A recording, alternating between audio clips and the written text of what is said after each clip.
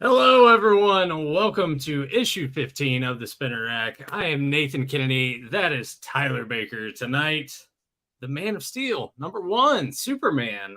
Interesting choice. I'll say that at the beginning from Tyler. He was tossing around a few ideas or thinking about some stuff, and he said, "Man of Steel #1." I'm like, okay, and we'll dig into that a little bit, but. First off, happy Friday to everyone. If you're watching this after the fact, that doesn't matter to you anymore. But hey, happy Friday! My first week under the belt of being a day walker. I'm very tired, and now I understand when it's 10 o'clock and Tyler's like, "I gotta go." I totally get it because Tyler and I now we wake up. Actually, I think I wake up before you, You do, yeah, just a little bit. like 10 minutes. Mm-hmm. So yeah, it kicked my ass. Daylight savings last weekend, of course, did not help either. So quite tired. This we're hoping that this won't go too long because I would like to go have a few adult beverages and relax my body and decompress and pass out on the couch and hopefully sleep for hours on end. And it's going to be weird waking up early on a Saturday morning for a change. With no cartoons to watch, and that's bullshit. Yeah, well, I could just go on YouTube now. Sometimes I'll do that for breakfast. I'll put on, like, I think last weekend, I put on the Hanna Barbera Fantastic Four that I sent you that link that someone yeah. uploaded. So I sat last Sunday morning while I had breakfast and was watching that classic Fantastic Four cartoon. It's sometimes it's fun just to put on some cartoons when you're having breakfast in the morning, at least Well, on the weekends. what'd you think? Oh, it still holds up wonderfully. Good. I just wish, which I'm just thankful that someone, you can tell there are like slight edits to avoid, Yeah. issues being pulled, which I'm sure someone will decide to be a dick. And it's like, oh no, we're going to release this in 4K and like 2020K. Don't worry about it. I'll get those to you soon Yeah, enough. yeah, I know. But until then, it's nice to just find a few episodes on YouTube and not have to go on Google and go to Daily Motion and shit like that just to watch a certain Dude, episode. yeah, Daily Motion sucks, man. I know it's fucking It used to terrible. be kind of okay, but the Mm-hmm. interface on it's awful, especially on like mobile phones. I mean, desktop version is pretty bad too. But I just wish a lot of those cartoons were made more accessible. But fortunately, there's some pretty good stuff on YouTube. I think like the Spider-Man 81 series is available on YouTube. Uh, I think the Submariner cartoon from the 60s is on there, and I think a few others as well. yeah, well, So it's I need to watch the Thor cartoon that yeah, James was yeah, talking about. I need yeah. to James was a check big that. fan of that too, which I still I keep forgetting it's on there. So It's I need to watch understandable. more of that as well. Yeah, need to do a little deep dive on some of that stuff. You and I both got notifications that some Marvel Legends are going to be shipping out, but Mm-hmm. have you figure wise or anything else really? Any recent purchases? I did pick up a issue of Conan the Barbarian after our discussion last week, just because I was like, I just love the cover, and Yeah. I'd already read it a while back. It's part of a really good story arc with the Beast King, so I bought that, and I've looked at some stuff. I kept looking about pulling the trigger on the monkey and statue from Iron Studios, if it's just been marked down, and I'm like, Awesome. it's $140 right now with tax and everything. So um, I keep wanting to like pull the trigger on that, but I did buy Molecular and Stargazer since they're Oh, available. you did? I pulled See, the trigger. I was like, you know what? They're available now. I'll take them now because you know what? It's nice to be able to not have to pay a full like $260 all at once. yeah, but that's the thing. It's probably gonna. They're probably the way that's gonna happen is gonna be like it was with that one Thundercats wave. Yeah. I canceled the wave because two of them were available to purchase Mm-hmm. then, and then like a week later, the other two were there. I'm like, well, fuck. I may as well. I should. I'm just gonna wait. I'm Well, gonna I wait guess for at the the whole time wave. we didn't know that because I thought, hey, Jock is already available. Fuck, I'm gonna go and buy him right now. And, Yeah. so I have no problem doing that because which people said, well, you're spending more money. I'm like, a few dollars here extra, like I don't care. Right. I just like the idea of not having to fork over $260 at once. I'd rather break it up if I can, if I have that option. Yeah. So No. Yeah. That's fair. So yeah, I was looking here. You said the monkey and statue. Yeah, I got my 20%. Yeah, down. him and Slide both are the same price. Jackalman's still like $175, which I Which don't know why. who do you have? I have Ultraman, Oh, okay. which is I really wanted Monkian and Voltraman, which I felt like if I was going to get any, it was going to be one of those two, or if not both. Yeah. But I'm like, God, Slide has dropped in price, so it would be Huh. it would be awesome to have all four of them. Well, how about that? At some point. Happy birthday, man! I went ahead and bought it just now for you. Oh my God! How about that, guys? That's why he's my best friend in the world, like that. I was just tired. I mean, your birthday is what, like three-ish weeks away, something like that. Yeah. Yeah, and I was gonna eventually be like, hey man, send me a list. But hey, you mentioned that's right there. Spoilers, man. Sorry about that. Oh, hey, knowing he's gonna have Voltron's gonna have a. If it'll. Oh, I see it right there. Yeah, it's a order confirmation. Oh, hey, there's PayPal. And PayPal too. Yeah, tell me how much I just paid for that. So there you go. Damn. Well, thank you so much, dude. Yeah, when that gets in, I'll drop it by. Oh man. Yeah. Good. One less thing I got to worry about now. All right, dude. Yeah, because I was sitting there, I'm like, because I still in my notes on my phone, I still have the thing here that's Tyler figure gift list, where you sent me like Cops, Brave Stars, Silverhawks, Toxic Crusaders, a Marvel Legends list, and then I have the two addresses that you use for your packages right underneath. Oh yeah, that's probably honestly, well, that would have been a bad idea if I would have just like had that shipped to you, because then you were like, dude, yeah, we talked about it on the show, and I just pulled the trigger, and I'm like, fuck. Well, believe me, it was in my basket today, and I'm like, no, let me just buy the Silverhawks right now, and I'll just keep noodling about Monkian, because I was like, I could pull money from my tax return. I'm like, nah, I'll just, I haven't been doing as much spending lately, so I haven't either. Yeah, that's kind of why I was asking you what you had been purchasing, because aside from a few odds and ends things and that Van Helsing bust that I found at the antique store. Badass looking. Yeah. The so on the base where he's holding across, the bottom part of that was broken. That's probably why it was like cheap. Like that piece is missing, but it doesn't take away from the effect that it has. So I'm like, it's still badass, because I asked if I could look at it, and the guy was saying, oh yeah, there is a caveat to this. I don't think I have it listed on the tag. I was like, oh, right on. But then I looked at it, I'm like, this doesn't change the integrity of the purpose of this bust. So I'm like, yeah, why not?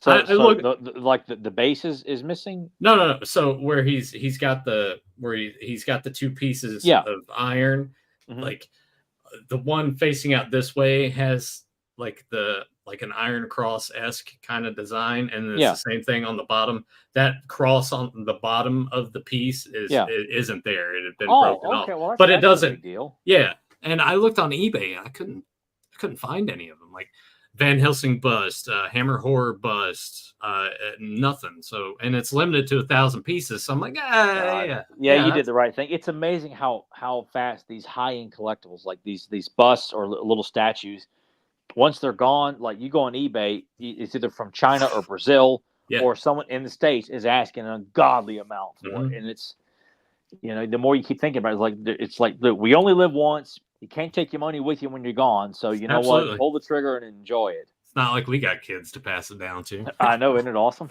Well, you know what's going to happen there? We're just going to become like an estate sale.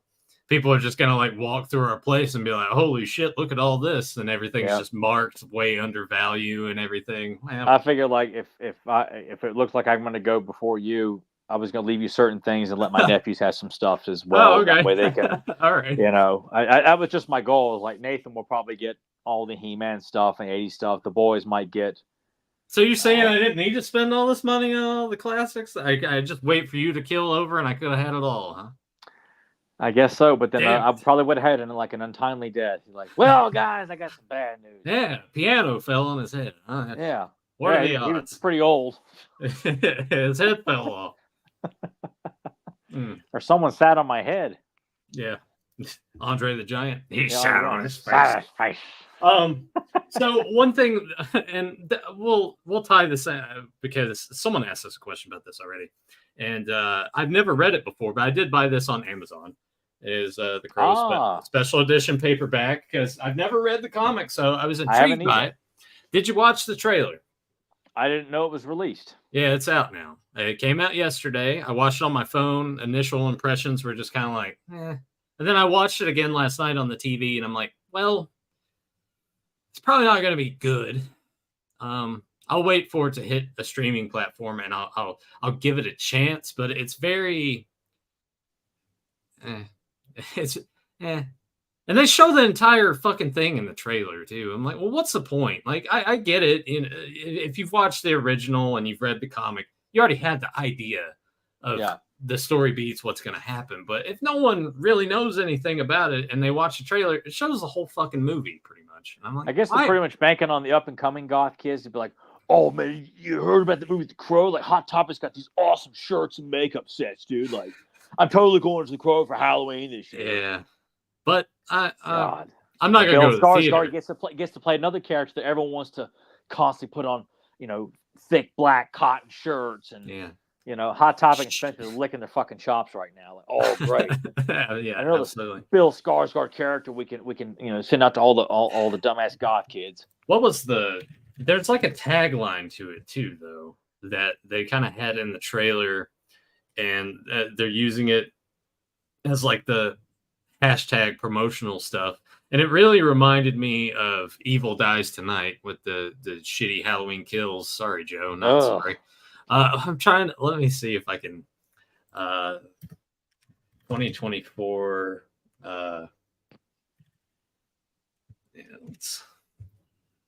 or maybe I just need to like go on Instagram or something and people will do it. It's just I don't is what it is.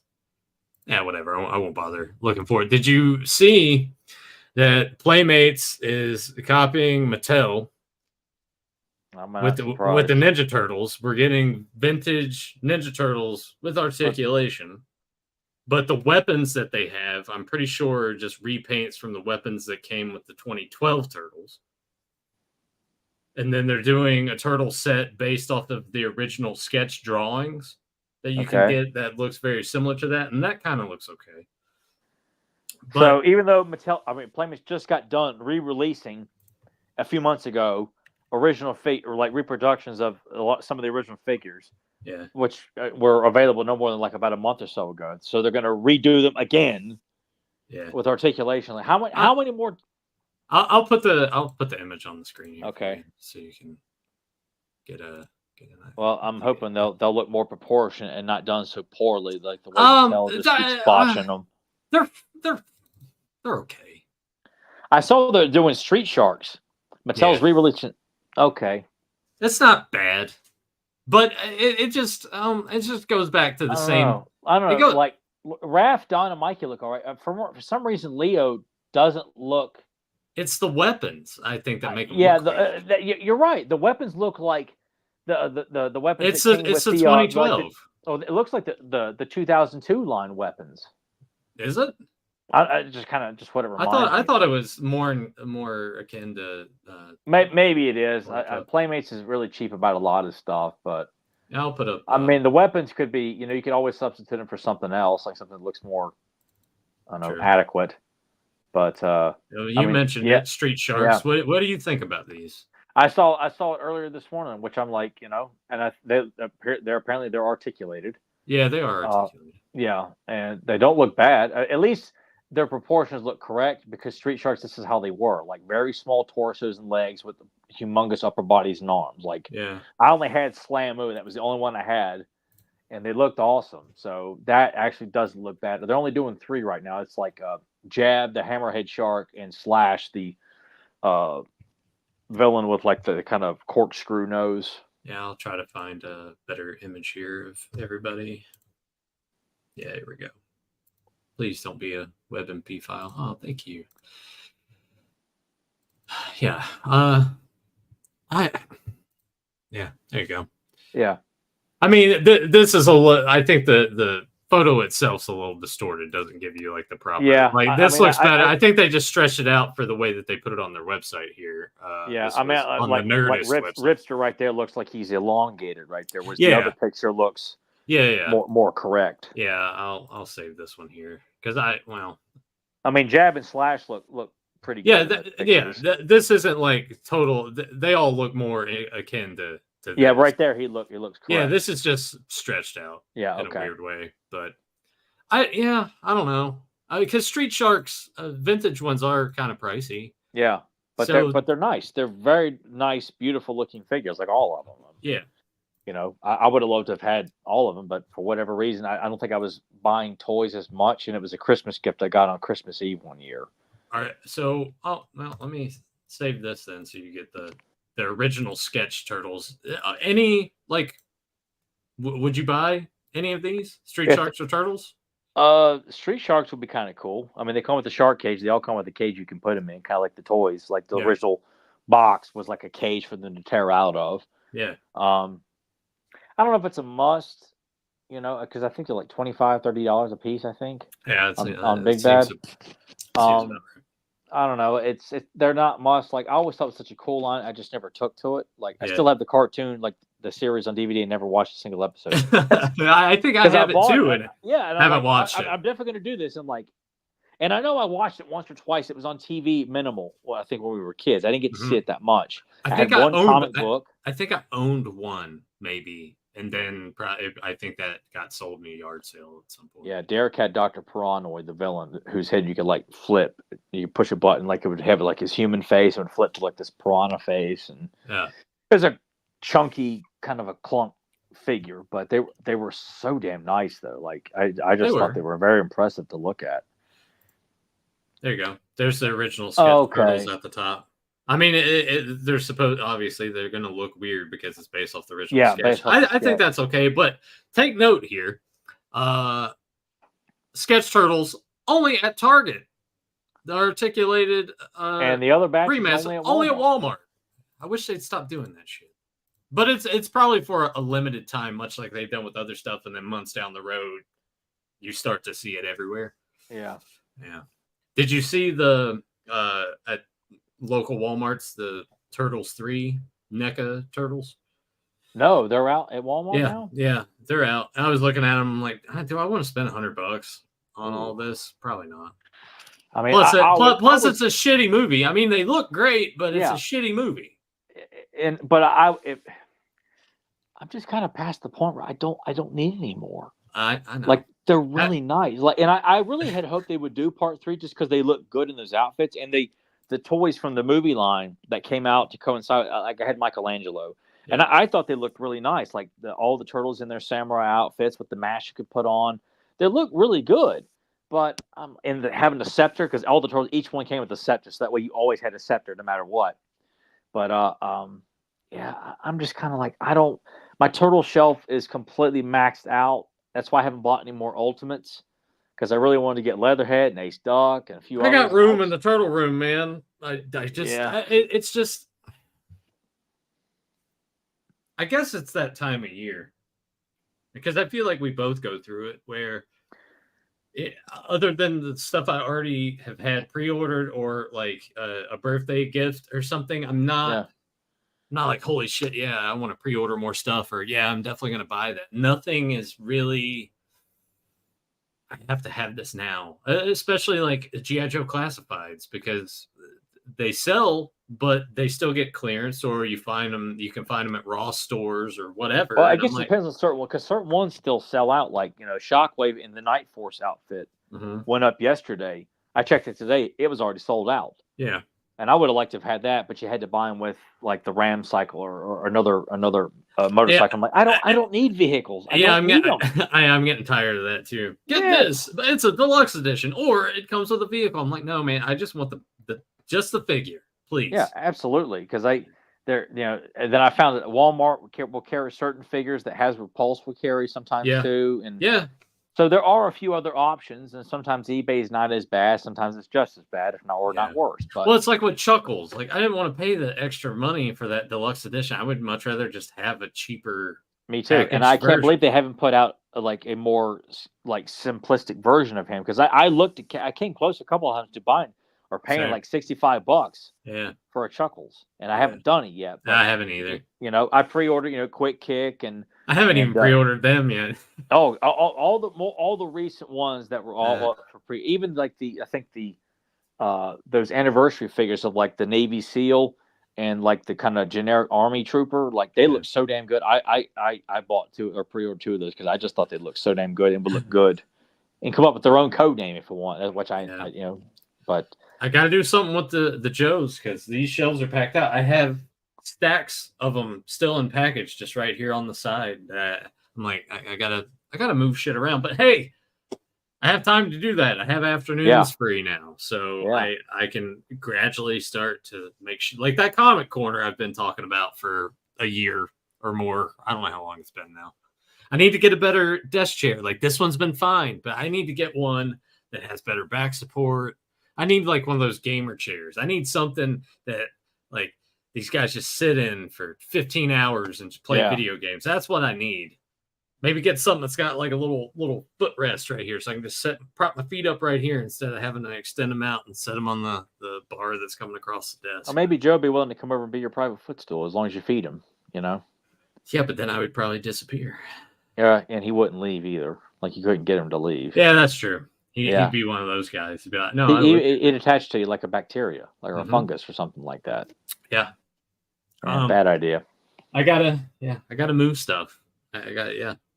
Sometimes it's fun to have those kind of problems, but then other times you're like, oh my god. Yeah, most times it's kind of turned into a pain in the ass a little bit. But. Yeah, and it has been nice, like just not getting those notifications all the time from Big Bad, and which today I didn't mind, even though I just paid $120 for 2 Silverhawk figures today, but notification for Scarlet Spider and Tombstone came in today. I'm like, all right, I'm all right with that. I it's been a while since I've done a whole lot of toy spinning and stuff like that, so I'm like, I wasn't freaking out about it, and I had nothing else I'm really looking at anyway. So true. The rest of my weekend's gonna be spent, watching movies and stuff like that. So it's been nice. I think my next purchase, probably as soon as tonight, unless I decide to hold off and take my chances elsewhere at some comic shops.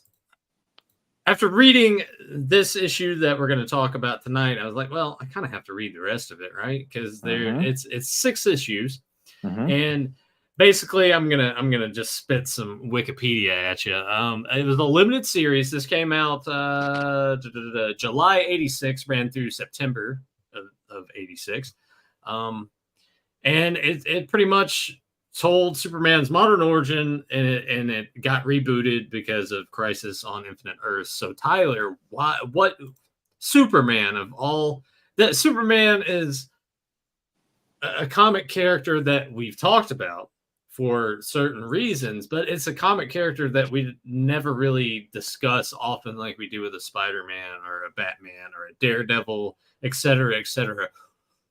Why this, and why now? Why this weekend?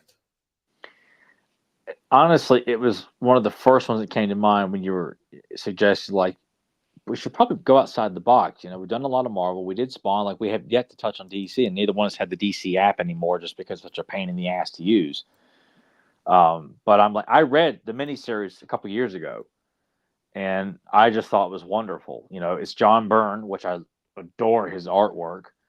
And I just thought, it's. I did go on a DC run way back then. It was just kind of jumping all over the place. That's when you were reading a lot of Flash, right? A lot of Flash, Batman. I was reading some Superman, just a variety of some Swamp Thing. But it's not set up very coherently. I don't, unless maybe it's changed where it's, in Marvel's not much better. Like if you wanted to read a particular story arc or run, and there's so many titles and variations, because hell, if you go look at Superman now, it's hard to get very specific because you've got so many. Same thing with like Spider-Man.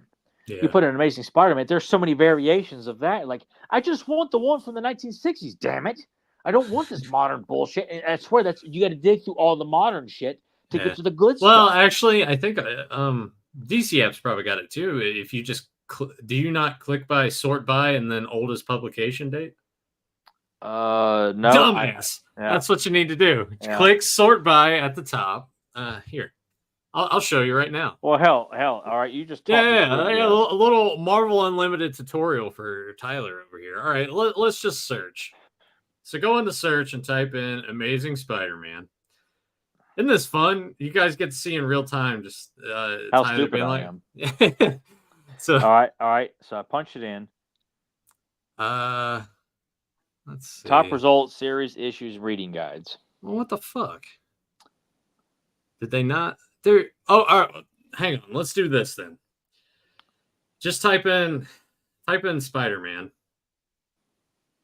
and search. Maybe that's kind of where it's going wrong. No. Oh. Well, it used to, when you would search, it would bring up. Sure, it would have top results, but within the top results, there the character itself would be the thing. So go over to characters and then click on Spider-Man, and then when that comes up, you can click on sort and then do publication date oldest first, and then that'll take you sort A to Z, Z to A, most popular, most relevant. That's all you have? That's all I have to choose from here. No publication date.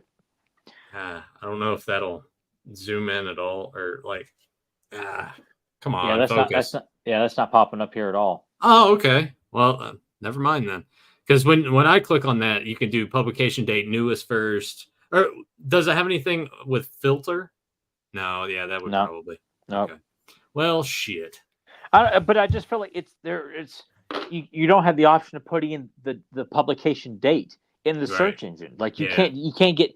I can get more specific and it doesn't function like that. Neither one of them do, DC or Marvel. I feel like it used to work a little bit better, at least on my end of things. It worked a bit better, but you were on the big DC kick. You read all of this and you enjoyed it quite a bit. Absolutely.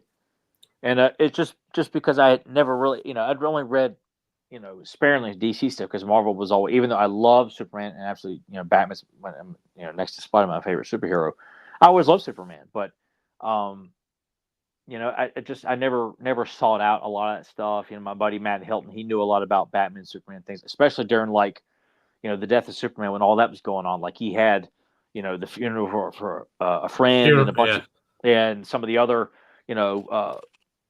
issues that were part of that big story and all that too. So it was just knowing the bare minimum, but was always fascinated. And but when I went on that kick, I just thought God, this is really fucking good. I just love this modernization of the origin story with Byrne's beautiful artwork, great dialogue, and it leads into his own Superman series that starts with number 1, which is like a retelling of bringing in Metello. And Lex Luthor's now the businessman, the evil, corrupt tycoon businessman instead of the mad scientist, which I think it gets started with John Byrne's run here, which you'll see in this miniseries as well. So a lot of things that are. I mean, you would kind of have to think in 86. You need to kind of evolve a little bit from where the character had been up to this point. It was kind of time to reboot and retool, which obviously, of course, all these years later, as Tyler had mentioned, now it's been done so many times, either kind of the same way, little variations, a complete and total 180 from anything you've ever known. But we've gotten a lot more with that with a lot of other characters. Back then, they seemed a little more selective, or it was a bigger deal if things were getting rebooted. Now you hear stuff, but they just didn't do it that much. So DC did their big one, but Marvel pretty much stayed the course. Until the Ultimates, would you say maybe? They still would continue with the main books. Ultimate, like Spider-Man, X-Men was a way of hey, we don't have to be confined to the previous stories and deaths and stuff. We can start fresh here and then take off. So. Yeah. Which I mean, I don't mind if they do that. Just don't kill the standard continuity just because you're like, well, fuck, 30 years ago, this guy wrote this, and I don't like that character. So I want to bring him back, but make him like a tomato plant instead. You know, just fucking stupid shit, just for the sake of like, I want to be weird and out there and piss people off, and I want to leave my mark that I made Superman's greatest villain a tomato plant. Bad press is still good press, I guess. The legend begins, which. Well, one of the reasons I did aim for this is because I know your particular opinion on Superman is not always the best because of how overpowering Superman is. I'm like, I feel if I get Nathan to read this, and you already proved my point when I woke up this morning and says, oh yeah, by the way, I went ahead and bought this issue. Like, even though it was like $2.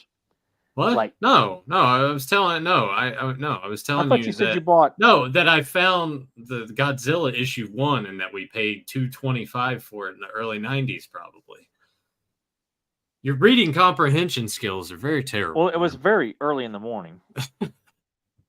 Yeah, when I woke up first thing this morning, it's like 5 o'clock. Like, oh, Nathan. Oh, he bought Man of Steel for $2. That's awesome, man. Yeah, that's what I thought it was. No. After reading it, I'm probably just going to buy the trade. Yeah, they're cheap. They're cheap individually. Like, I think I bought the first issue like just to have. Yeah. Well, I went down and dug to see if I had it at all, and out of the boxes that I went through that I knew had a lot of just stuff that I haven't really picked through or separated yet, I didn't see it in there. It would be funny if I just come across it in another box. I wouldn't be surprised if you did, though. But I'm probably going to buy the trade just so I can finish reading. And this is an alternate cover. Like there's like a standard like. Yeah, it'll be on the next one here. But what was the thing? Oh, my opinion on Superman. Yeah. Now, I haven't read, obviously, a ton of Superman comics, but just from what I've gotten from Justice League Unlimited, which is great. The little bit of Superman, the animated series that I've watched, not a ton. Of course, the movies. It just always has felt like the same thing. It's either Brainiac or Lex Luthor. Oh, Kryptonite. Oh, Kryptonite. Oh, Kryptonite. I'm just like, when you have that, and that's the vast majority of the stuff that's always constantly put out there, and then you see something like a Batman who has a wide rogues gallery of different kinds of characters, and there's just a little more meat to the bone, or just more for me to be attracted to, as opposed to this. It just seems very samey, and I know that's not, but I'm just saying that the general stories that are put out there for mass consumption, if you're not actively reading comic books, is very just, oh, well, Lex is doing it again. Oh, wait, it's Kryptonite. Oh, man. Oh, it's Superman's only weakness. It just kind of... It does kind of feel like limited in terms of threats. You know, it's magic and Kryptonite. And Kryptonite cannot be used in every issue. That way, Toyman shows up to Kryptonite. Parasite shows up to Kryptonite. You know, Darkseid shows up to Kryptonite. Like, it sucks. Plus, having a character that has that many various powers, I'm like, eh. And I get it. And you know, it's he has heat vision. He has ice breath. He can see through walls. He can fly. He has super strength. And I was just like, fuck, man. Like, but he can't see through lead. Like, it's subtle, you know. I guess I guess at this point, it's kind of overdone in people saying that and thinking that in the same vein of just like, oh, well, how does Batman continuously win all these fights that he would never win? And people are like, that's horseshit, but he's the world's greatest detective. Well, so, it goes, I guess, across the board with all superheroes. Like, they just, you know, like, the villains can't stay locked away. They can't stay complacent. They have got to. You know, it keeps the struggles going, and you know, you kind of feel like it may have to up the ante for Superman, but sometimes you can have a character like a Rampage or a Bloodsport, and it just they're not necessarily like this, you know, a Darkseid type character where they're on like the ultimate level of villains. Yeah. But they can at least give Superman a run for his money in terms of, like, you know, keeping people safe, and while he's distracted, he gets the shit knocked out of him by, you know. And I get what you're saying here, but a lot just even out of these are used way more than the others. It feels like now I'm Well, not. and right there, that's like your standard roster of your traditional, but you got characters like Toyman and, like I said, Rampage and Yeah. just kind of random others thrown out over the years and things like that. I mean, same thing with Batman. Like if you go and look at your standard run of Batman, Joker, Two Face, Riddler, they're used sparingly. They're not used as much as you think they are, Hmm. which is surprising. If you go into like the '70s, like when Denny O'Neil and Neil Adams are writing and drawing, like those guys are not used that much. They're kind of throwing in these random one-off villains or these mysterious cloaked characters and stuff like that. It's not always okay, who broke out of Arkham this week. Yeah. It's really not like that at all. Same thing with Spider-Man. Like Yeah. people think Green Goblin, Doctor Octopus, Venom. Venom doesn't show up to the late '80s. Doctor Octopus is Okay. probably the longest because Green Goblin died, but So Green Goblin's not in as many issues as you think he is. so between you saying that and Fedmon putting this here, like you're making the point. It's very similar to others. That, yes, they're used, but probably not as frequently as you think. I think Yeah, it's just the general perception yeah, all the around. consensus is that Superman only fights as Lex Luthor and he's got kryptonite. Well, that's the kind of generic storyline because Lex Luthor has no superpowers. He's an asshole. Yeah. He's a very smart, intelligent asshole who So you know. that's on me then for not doing a deeper dive. Yeah. It's very surface level shit. But I mean, you look at. I used to watch the Lois and Clark fucking TV show, mainly for Terry Hatcher. Who didn't? But it was that show does not hold up. Oh, well, even as a kid, I was disappointed that I didn't see any of the big Lex Luthor's played by the villain from Honey, I Blew Up the Kid. Yeah. And of course I was like, okay, and that's because I knew very little of Lex Luthor. So if you're telling me this is Lex Luthor, okay, I'll buy it. Yeah. But I was like, I'm not seeing any of the big villains, which I didn't know that many, but I didn't see anybody that looked like, for example, Nuclear Man. Like Nuclear Man, yeah, you can shit on 4 all you want, but Nuclear Man looked like a comic book villain. Yeah. Lex Luthor. Gold and black, yeah. Lex Luthor shows up in Lois and when I remember when I heard about that, Matt Hill told me Lex Luthor shows up and he fights Superman. Like, what? I gotta see this, and of course I never did. Like when he said it was gonna be on this Sunday, they played some other episode. I'm like, this is bullshit. Was Luger? He was in WWF at the time, right? He had long hair in the episode, I think. So he may have at the tail end or when he jumped ship to WCW. It may have been the WCW somewhere around there. So yes, it's kind of on me at the end of the day for sort of just having, I guess, a shit opinion on Superman. But I think a lot of people would say that. A lot of people who either don't read comics that much or they hear what Superman can do and they think, well, why would I want to read that? There's nothing threatening to him. That's why you need to read the comics. There are challenges. Yeah, the hero typically wins in the end. Not always. There are a few times where people do get killed. I think of, like when Spider-Man's trying to save Aunt May's board for Nathan Levinsky. And he gets killed. He dies. He dies. At the hands of the Vulture. So you need to have a few things to keep the hero grounded. We're like, no, it's not always going to work out in the end. Right.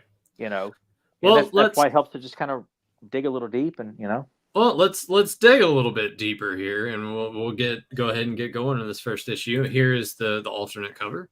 Yeah, and I remember I think Walmart back in the early '90s was selling these for $1, by the trading card section. I believe it. Yeah, and I remember picking it up, and it bored me because there's no fighting. Yeah. So being a kid, you wanted to see Superman fight and beat the shit out of people. What a ripoff. But I like with this that we have. It's essentially this first issue. Tyler, you can. I'm assuming it's just relegated to this first issue of having a prologue and an epilogue and everything, and then we get off and going. But I mean, just from the get-go here, the contrast of colors, having the greens and reds and purples, it's very eye-catching.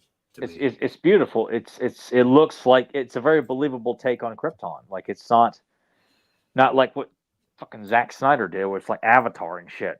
Well, I don't want to hamper on that part too long, but they did have an interview, and with him. I can't remember if it was like Joe Rogan or somewhere else, but he pretty much admitted that he's never really read comics and all this shit. I'm like, yeah, it makes sense.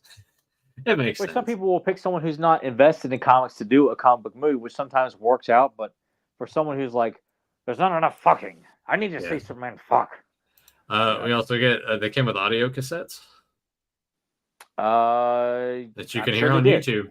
Yeah, I'm not surprised. Yeah, they did that a lot back then. Yeah, with certain I actually have still in package.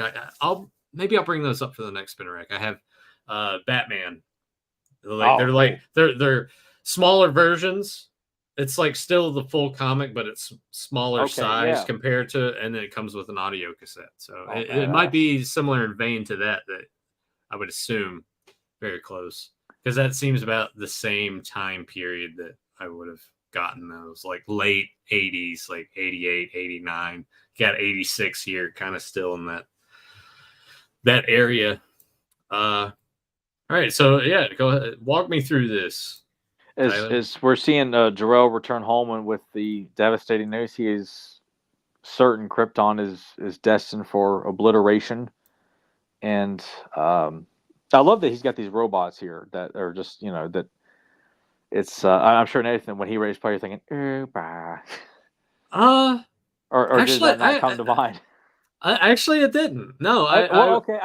I'm surprised, because I really thought, like, I love Byrne's design of these robots that work within the home of Jor-El, and are just they know everything, like they can observe his emotions, and it's their helping out with little Kal-El. And I just like this world building here, like, because we spend very little time on Krypton, and then boom, it just takes off. But I love getting to just kind of get a sense of Superman's parents here before everything just.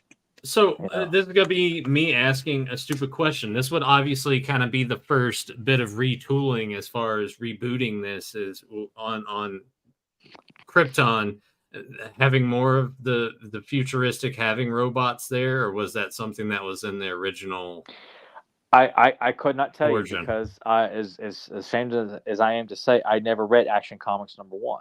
Oh, yeah, I have not. Well, it's not hard to find. Yeah, I think as a kid, I knew the origin of Superman without even having. It was just something that I. It was already ingrained in your brain. Yeah, I already knew that before I knew, how Batman was created. Like, it didn't really. I didn't quite understand, like, when I watched the '89 film, that his parents get killed, and and I always thought Joker's the guy that did it. Yeah. So but I think details. You bought it because you're a kid and kids are dumb, right? Yeah, and you're like, I didn't see anything wrong with that. Like, boy, do I ever! But it doesn't kill the movie for me. No. But I think these are just little details that are just kind of added in, to kind of help. This is John Byrne's take on staying faithful to the source material of the original origin of. But making little slight changes. Yeah, and they're beautiful changes. And of course, who am I to sit there and talk when I just told you I had never read Action Comics #1? Yeah.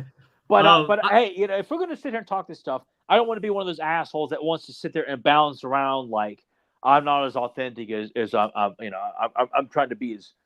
I know everything, and really you don't know. No, shit. I mean, maybe we should start kind of tossing that in at the beginning. That obviously I'm no expert. Tyler's very knowledgeable on comics, but is he an expert on Superman? No. Of course not. No, I'm not an expert. I would not say I'm an expert on any comic. I feel like I've read a lot and I've studied a lot and researched a lot. But I think Spider-Man would probably be. I'm pretty good with Spider-Man, like with even like the shittiest film. Like I'm pretty well knowledgeable. I think James could probably give me a run for my money in terms of like competition for my knowledge on Spider-Man. But and maybe Deucin, maybe Master Universe is that's your number one. But I stop and think about too, like to be into all stuff you and I are into, you have to take time to dabble in this stuff. From He-Man to Thundercats to G.I. Joe to Turtles, just the 80s toy lines alone, let alone all the comic book characters from reading X-Men, Avengers, Cap, Spider-Man, all the various. It's time consuming. You just gotta dabble, or gravitate towards something for a decent amount of time, like I did with Fantastic Four, and like I did with Daredevil, and like I did with Cap Brubaker's run on Captain Yeah. America I got into.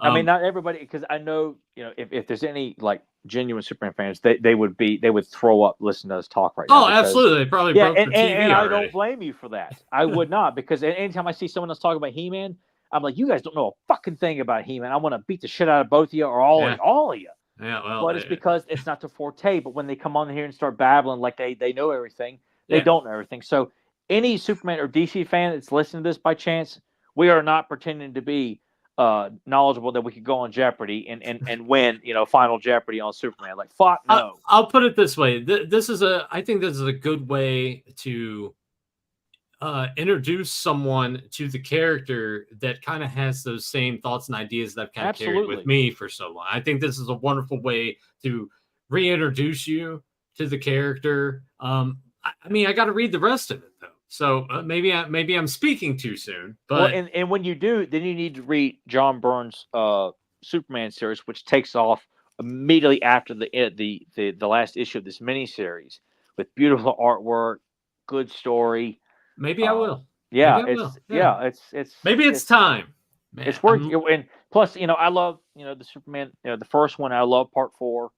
Because I grew up on that. So I do have an affinity for the character. I definitely do not have nowhere near the knowledge of that I could really hold like a decent conversation. I feel like I would probably run into a lot of casual Superman fans. I could probably hold my own, maybe, and sound like I know what I'm talking about. But that's I'm some people probably look at me like, this guy's not going to know anything about comics, or like, and I'm like, oh, the fuck, I don't. Well, that's the thing, because with your physical appearance, people just think like you're a dumb meathead. A dumb meathead, and I just like, oh yeah, I saw this like really cool shirt. I went to the movies and I saw that list of Avengers Infinity War. Oh, it's so fucking cool when all the girls lined up. And oh man, yeah, I gotta buy me a shirt because I like Marvel. Oh, fuck man. You. I like the dialogue. You had mentioned the dialogue earlier, but I really like the dialogue we have here between these robots. So just saying, like, if you deduce the origin of his distress, everyone seems distressed, but it's beyond my range of programming to comprehend the cause. I love that, because it's I love just the idea of having robots that would be that sympathetic and try to understand, like, they're robots, but they clearly see that their master is bothered. He's something's really upsetting him, and just setting up like this planet's doom like within minutes. Well, they don't know quite yet. He alludes to the fact it could be hours, days, minutes. We don't know how long that we have. But just knowing that as they're having this conversation, that she's trying just within like seconds of finding out, what you're telling me are not only our planet's being destroyed, but you're planning on sending our child away. Wait, what? Yeah, it's not something. It's a very relatable story for anyone who has children, or as a parent. That you read this, like the hardship of trying to send away your child, like, who has had no opportunity to live life, and you're anticipating total devastation of I mean, trying to picture my brother and Katie Day, like, having to send my nephews away because Earth is, doomed. Like, couldn't, something I can come up with, but it's quite a it's a very sad story. Even as an adult, and you don't have kids, it's like, holy shit, like, this is quite a thing, an issue to process. I think what's interesting here is it's a plague that's destroying them, but it's also creating the chain reaction, which is fucking with the core of Krypton, which means that it's become, the pressure is unnatural, and what it's going to do is it's making everything radioactive, and just turning into eventually kryptonite. Yeah. And it's fun, and I love the visuals of their outfits and everything. I just it's so believable. Like, I love Jor-El's outfit. Like, I just think he looks very intelligent, and I just love this. I mean, they're grandiose but simplistic at the same time. I was actually going to say, normally I'm kind of against, when we're doing comics, having like the minimalistic design in terms of, but something about this just works really well. And I don't know exactly Now, what now that is. that I like, in compared to, like, because I have seen some images of Superman's parents, from the original, and like the Superman animated series, like there's a more simplistic, outer space, Yeah, otherworldly design. yeah. But I don't know, I just love Laura's headpiece and the green gown that Jarrell's wearing. Like it just, even though you don't get to see a whole lot of the rest of the planet, it's irrelevant, but it kind of gives you a good idea of like what the rest of the world looks like. What yeah, Yeah, absolutely. Well, like you just get the sort of the vagueness here of the terrain yeah. within. But yeah, there's I'm trying to equate it to uh, a costume design and film, like movies that I've watched. It kind of sparks something with that, but I can't quite place I would what almost say movie. it kind of looks like something you'd see on Star Trek. Yeah, Like possibly even Next Generation, which I have seen damn near none. I've just seen a lot of images, but even some stuff on the original series, you could see people dressed like this. yeah. From Jarrell's simple outfit, almost you could say he's, I don't know, dressed like a Vulcan or something like that. And Uh, with Laura's dressed up like a, you know, I don't know. I just feel like you could easily see them on Star Trek. That's the first thing that comes to mind. Not Star Wars, or Battlestar Galactica, or any other, like, like uh, Dune or something like that. No, I just see Star Trek. I mean, Dune would be probably a little bit weirder, but she's saying here, if Krypton is doomed, as you say, our child is also doomed. Which he says, no, I've been doing this research.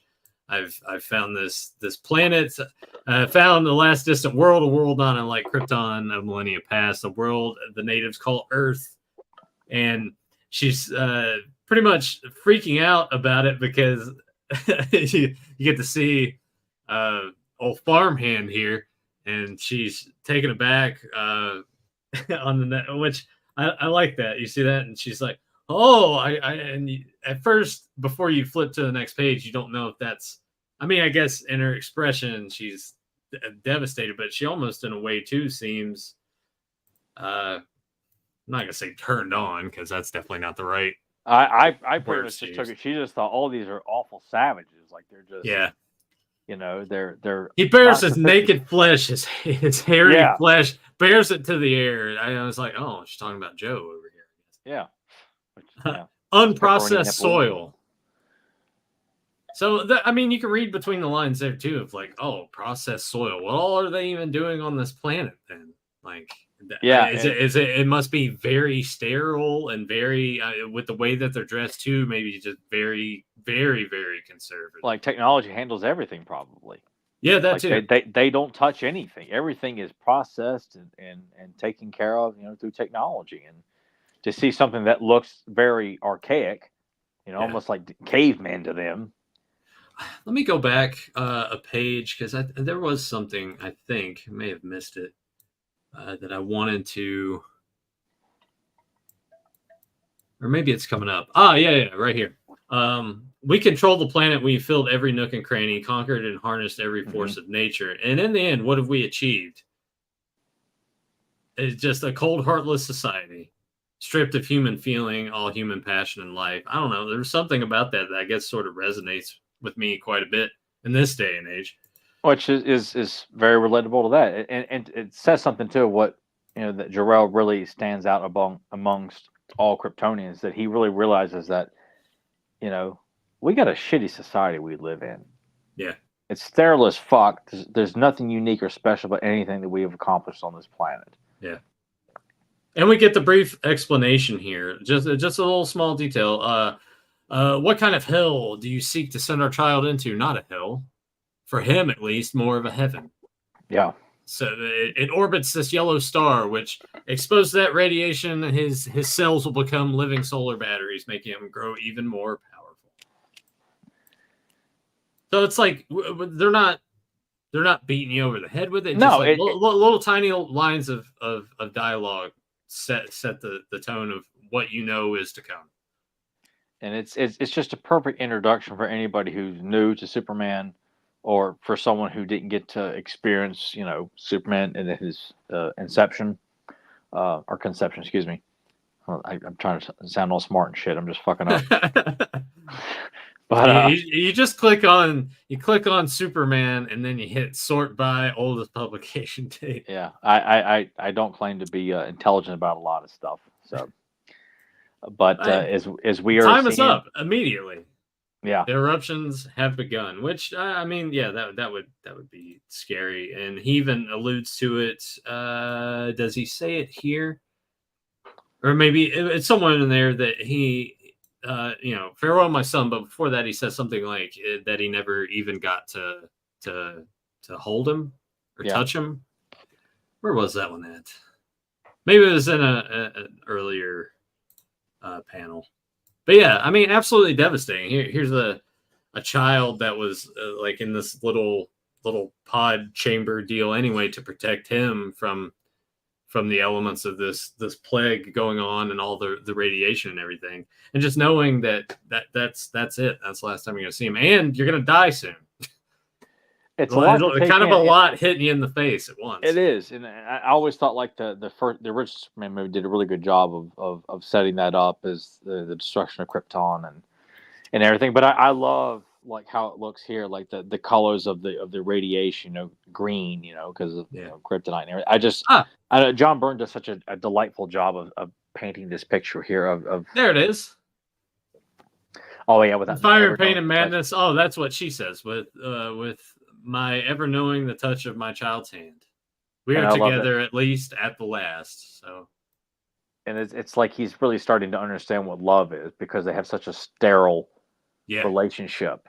Yeah, and it's something that at the very end he understands. Like that's beautiful storytelling, and then this unbelievable splash image of Krypton being destroyed. I mean, I'm just like, as I'm just staring at, I'm like, I can't get the word. There's not words that can, describe this so beautifully. Yeah. It just looks epic as fuck.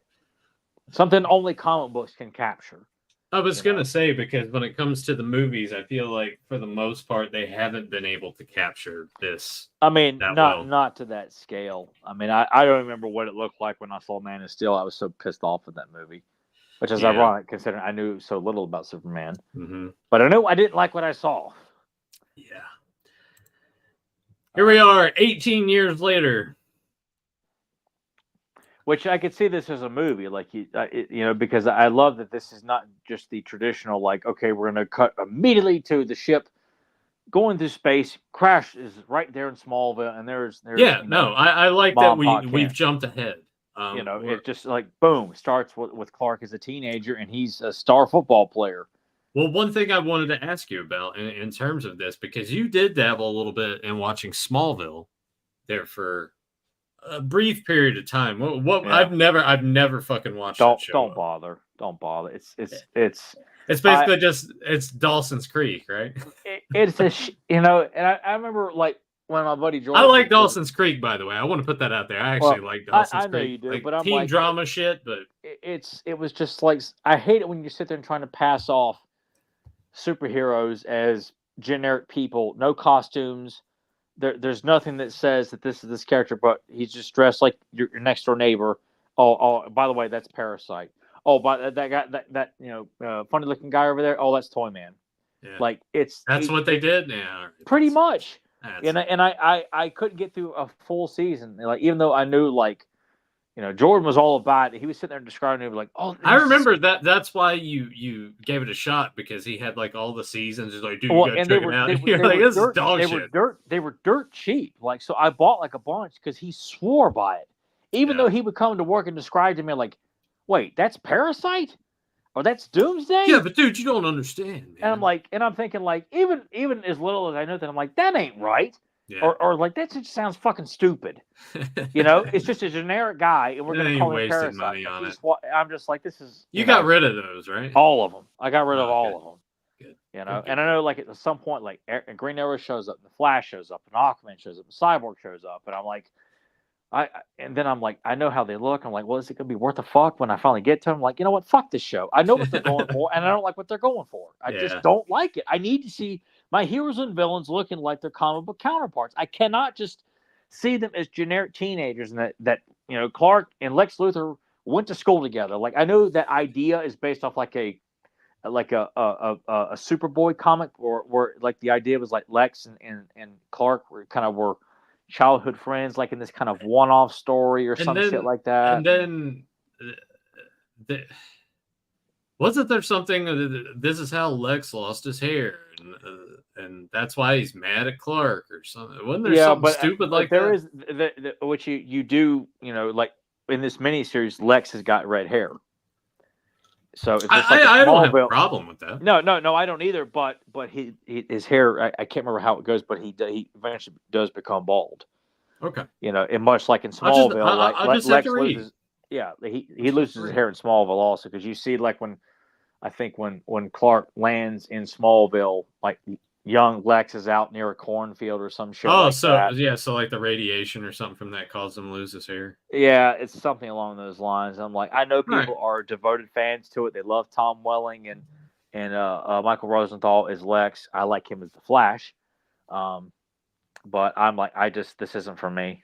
Yeah. And honestly, I don't know how a lot of Superman like purists could buy into this, because they don't even show him in the suit until like the last episode, right? And it's not even. I don't think it's even like the traditional suit, if I remember. Yeah, but I'm like, I ain't an expert. I'll just keep saying that I'm not an expert. It wasn't for me. Christopher Reeve in the outfit, that's Superman to me, and that's the only version I want to see. I don't want to see any other bullshit variation on the suit or whatever. So unless it's like Cyborg Superman or Eradicator, or hell, even John Henry Irons is Steel. Not the Shaq version, but the comic version. Shaq. Yeah, Shaquille O'Neal. All right. So here, 18 years later, we have the football game going on. Clark scores a touchdown. It's like, oh yeah, I tell you, that boy Ken of yours, he's the best. He's gonna make millions as a pro. Yeah, maybe, coach, maybe. And he's very dismissive. His teammates are looking pretty pissed off. They're jealous. Look, he's doing all that stuff. Anyway, game's over, and we won another one. So what's the worry? Yeah. What indeed? Yay, Clark. And you just see he's fucking mad. And you know what? This is more believable. As like, it makes Clark a lot more relatable as opposed to the shit you see in Man of Steel, where he's working on a fish dock. Yeah, or you can't do this. You can't do that. No, Clark. Let me die in a tornado. Someone might see you run as faster than a speeding bullet. Yeah. What the fuck? We'll get to that though in this issue. But all this, like, and it kind of makes you wonder, like, even though we're seeing just in a few comic book panels, how far Clark was willing to go with his powers when he's playing football. Like, we know how fast Superman can go, but at this point, like, how under control is he? Like, how crazy is he? I mean, obviously he's not going, traditional fast, like as if he was going to race the Flash, right? But he's obviously doing things that no one else can do.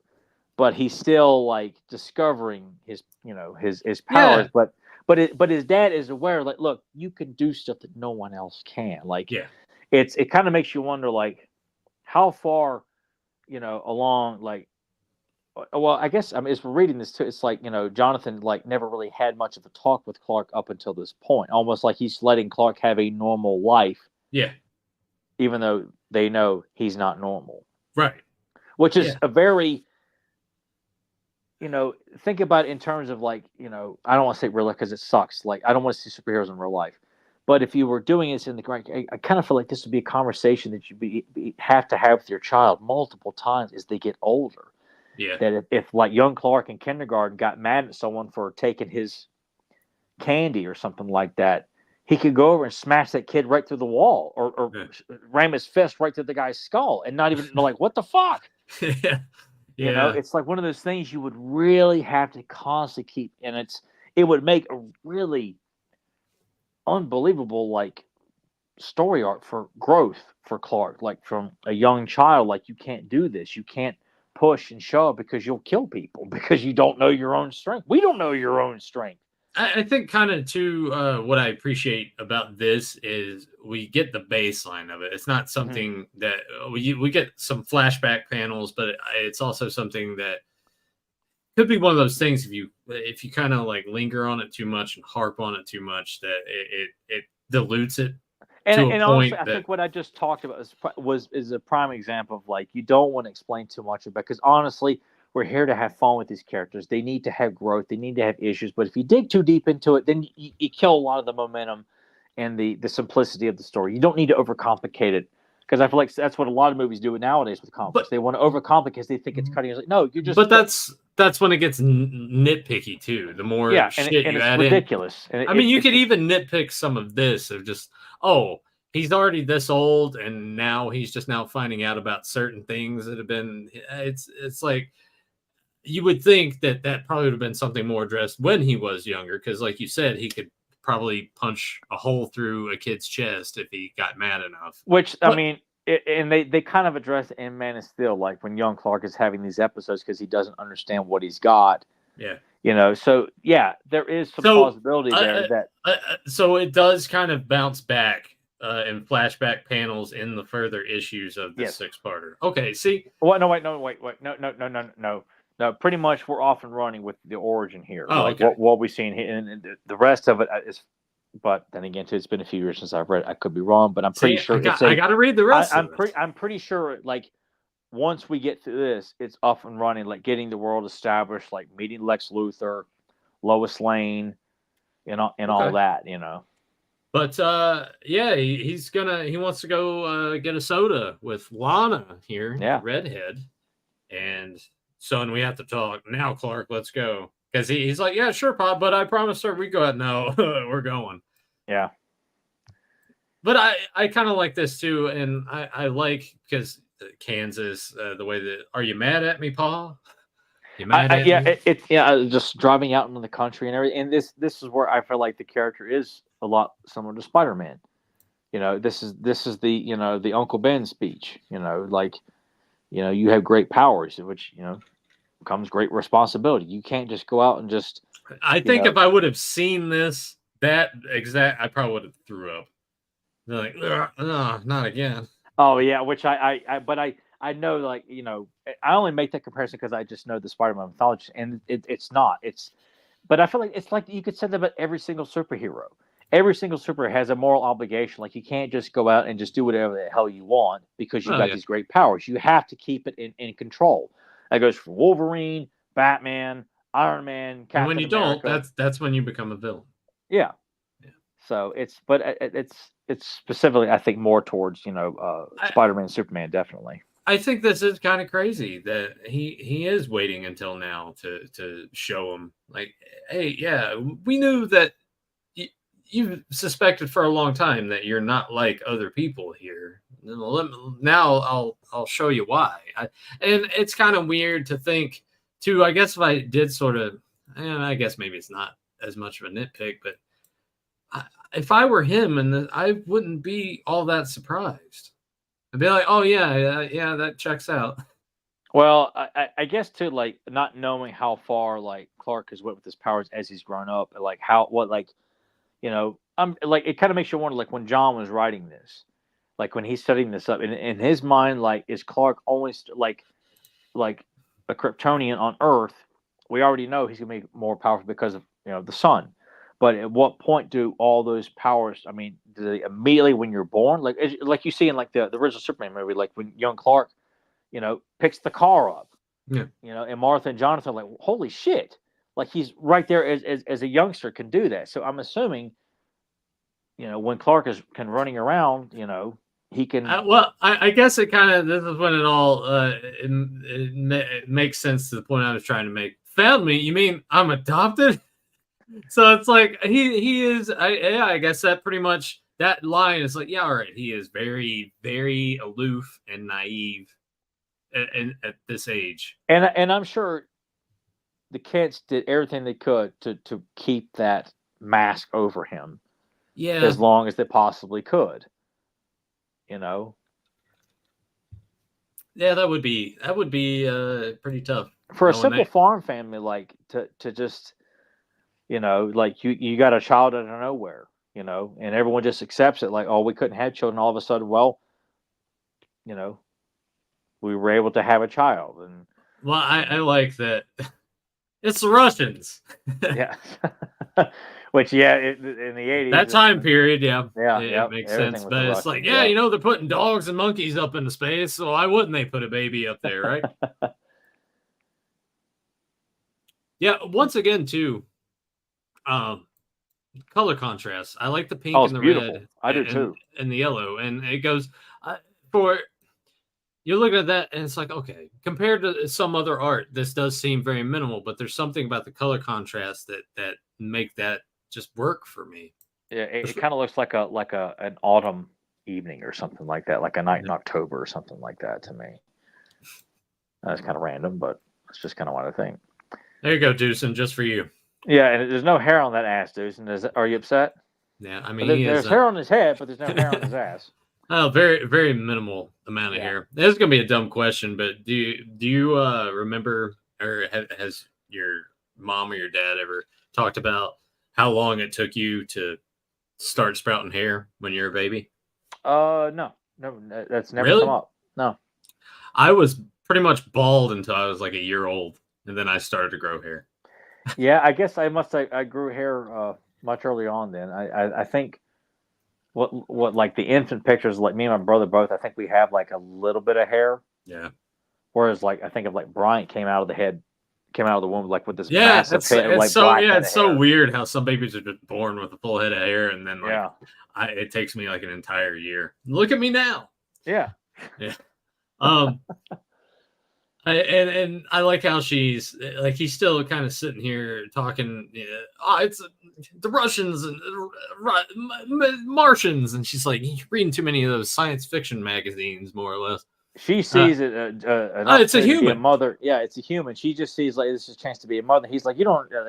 I think I sympathize with both. Like a mother's natural instinct, you don't fuck with that. Once it kicks in, there's no stopping it. But you get his apprehension. Something just flew through the sky. Yeah, well, it's logical. Like, what the fuck? We can't just we can't handle this thing. No, we don't. Like, any man in that position, no matter how adorable the baby is on the inside, like this is you really have to second guess. But when a mother has her mind made up, you are not going to do nothing to change it. Yeah. By the end of the drive home, I agreed because what else are you going to do? And even though it's only briefly touched on, I do love the idea that like this big ass blizzard just keeps them in seclusion, so that way they plausibly. That's kind of a good technique of covering up, covering up. Yeah, absolutely. Yeah, Martha, like we never saw you pregnant. You're like, well, you weren't around us for many months, so yeah. No, it's just a fun little, believable. I mean, they're way out in the middle of nowhere in Kansas, in Smallville. Yeah. So I believe that. Here we go. We get Baby Clark. Yeah, and I like this beautiful, bright, perfect. So he even then mild mannered. Yes. Just the perfect kid. I like you. You can be my boyfriend. Just the whole thing. And when it came to the start school, you fit right in with the others, especially little Lana Lang. Seemed like you two were kindred spirits right from the go. Which, yeah, I just love seeing it. And this accident here, I just think this is, very, very plausible and believable that this could be something that, a child living out that way just decides to wander off the path a little too far there. And you get just this little bit too. I feel like I'd seen my own life end in that moment, Clark. I ran to where you'd fallen, fully expecting to find you were all crushed and bloody, the way my big brother Harry had looked after he fell under my paw's thresher. So, yikes. Yeah, I'm sure working in the farm industry, accidents like that are unfortunately bound to happen. Well, I worry all the time. Emily's going to be shoeing a horse and something goes awry. Oh, God. Yeah.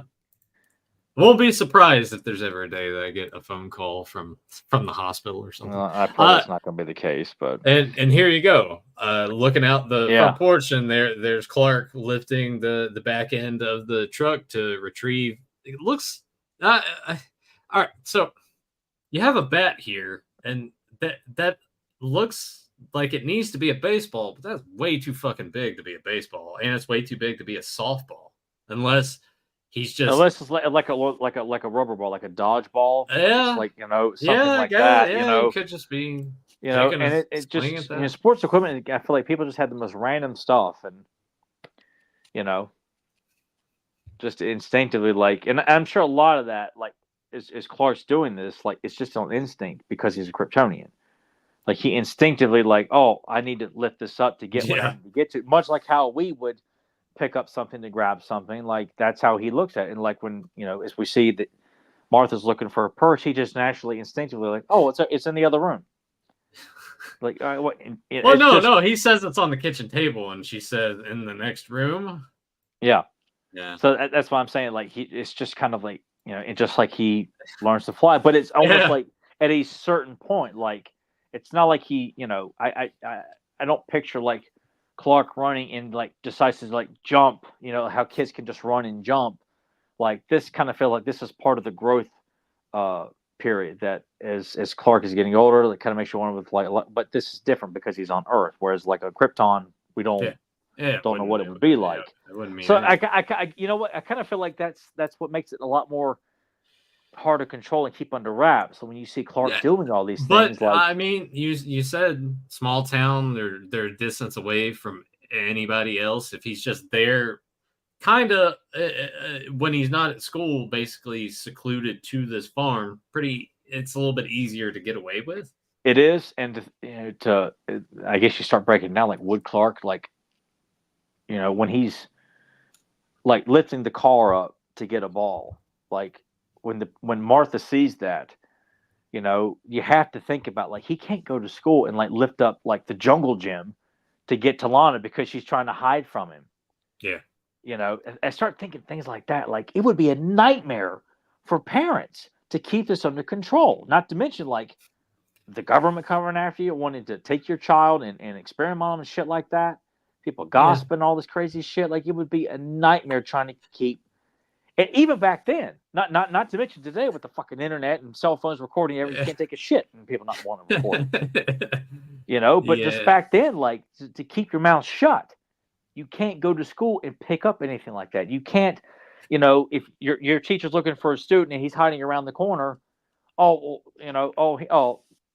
Max is, right over there on the other side of the bed. How do you know that?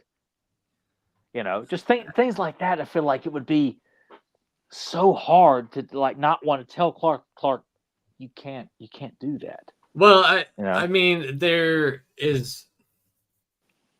I think there's just the unspokenness that through the years, this is just glossing over it.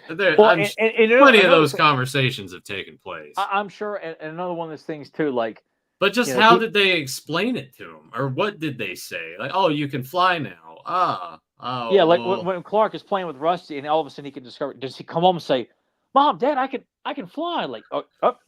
Clark, we gotta have a talk.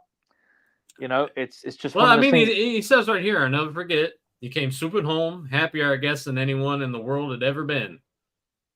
So, yeah, there had to been conversations, but I guess it's sort of really the only nitpick I have is that it doesn't, with him being oh, but the rocket ship, I just, after all these things have started happening that we've seen just in the page before, you would think that this has already been something that had been told to him. Well, already, and it's all because they're so far and away. But it's so fast. It's so fast. It's quick, and you're just like, okay, this is just us over analyzing it. Well, yeah, and obviously because that's what this miniseries is about. It's about it's retelling in a modern time. Let's get going here. Yeah. But it's just, I guess you just can't help but just. But sometimes it's fun. This is when it's fun to be a fanboy about this kind of stuff. It's fun conversation if you can break down this kind of conversation. That would if Clark discovers he can fly, he goes to school the next day. Hey guys, I can fly.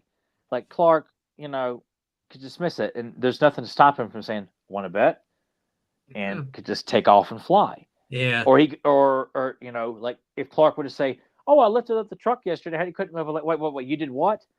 And then people could just pass off as, "Oh, that's just little Clark telling these crazy little stories. That's what he does." I mean, that's what it could be Boy That Cried Wolf esque kind of shit without.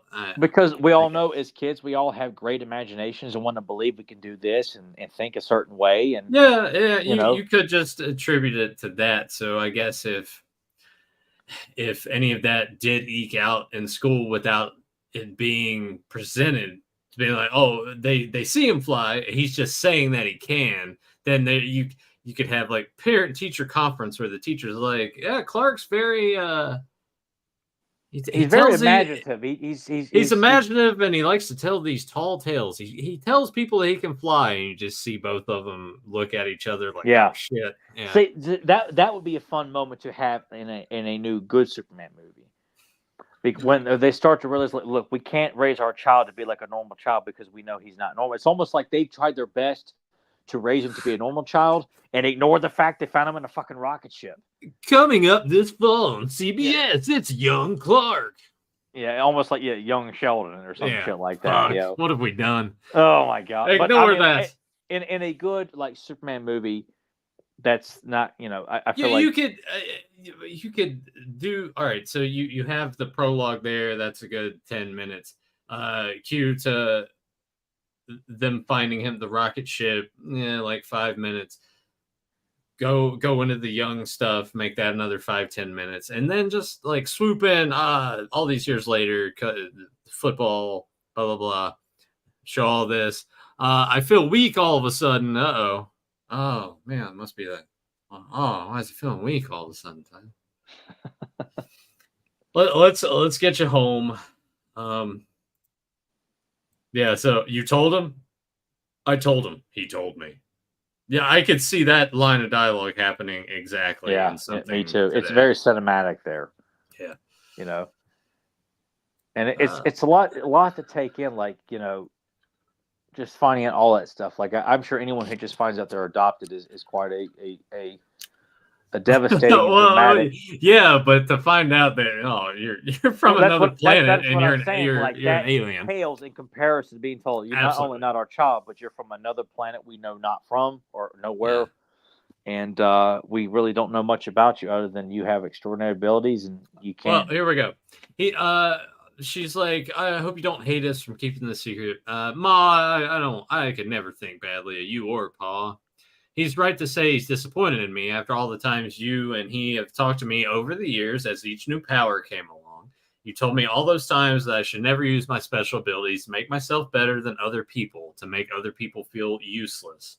That's just what I've been doing. So it's kind of a very quick, like, we talked about it in a way that we're really nitpicking it, but this is how they go about it in the story of just pretty much taking it, putting a cap on it. And really that would work in the movie because you don't have time, nor do you need to over-explain and showcase all these little details. I mean, it could be because most movies now are like fucking 3.5 hours long.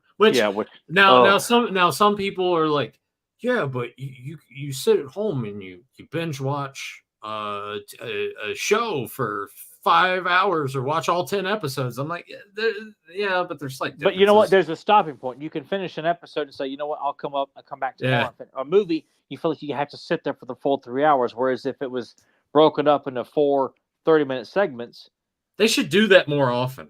Instead of releasing like a long movie, just make it a fucking little mini series. And just cut it into episodes. I feel like a lot of superhero stories would benefit from having miniseries because as opposed to just a bullshit 3-hour movie. An episode is like an issue of a comic. Yeah, and you know what? You focus on one episode, you can cut off all the fat and keep it nice and lean. Yeah, and you just focus on getting through this one part to advance the next one. That first season of Daredevil on Netflix. Oh my god, it's damn near the best. It is the best season, in my opinion. I think. Clark has kind of come to epiphany here. It's time to stop. It's time for me to face my responsibilities. Got to leave Smallville and seek out the people and places that need somebody who can do the things I can do. But I have to do it in secret. The world mustn't ever know it's me. It must always seem like good luck or nature. So there you go. Mild-mannered, polite. Trying to look out for the best of people. But as we're going to see here, Chapter 2, the exposure, and this is not the one that Joe is accustomed to. the one you guys are thinking of. Yeah.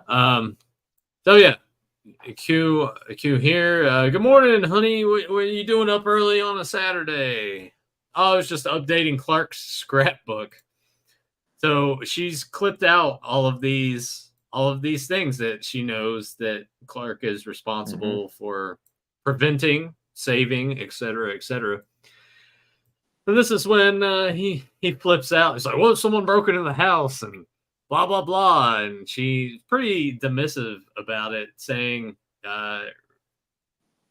things like that just don't happen in Smallville. You don't have to worry about it, and people aren't gonna like tie it back to us at all in any way. So I kind of like him just being super paranoid. He's paranoid, but she also makes sense. Like, look, if they see this, they'll say that, hey, we're fans of. Yeah, just big fans. Yeah, that's it. Yeah. Superman saves a space plane, which when I saw this, it made me think of Superman Returns. Yeah, it did. Yeah, which is the only good thing about that movie. And I'm sure that sequence was probably pulled from this. Absolutely. Or inspired by. Yeah. Yeah. There's someone in there because they hear a noise, and now he's like, "Oh, I told you, the burglar's going to be in here." And I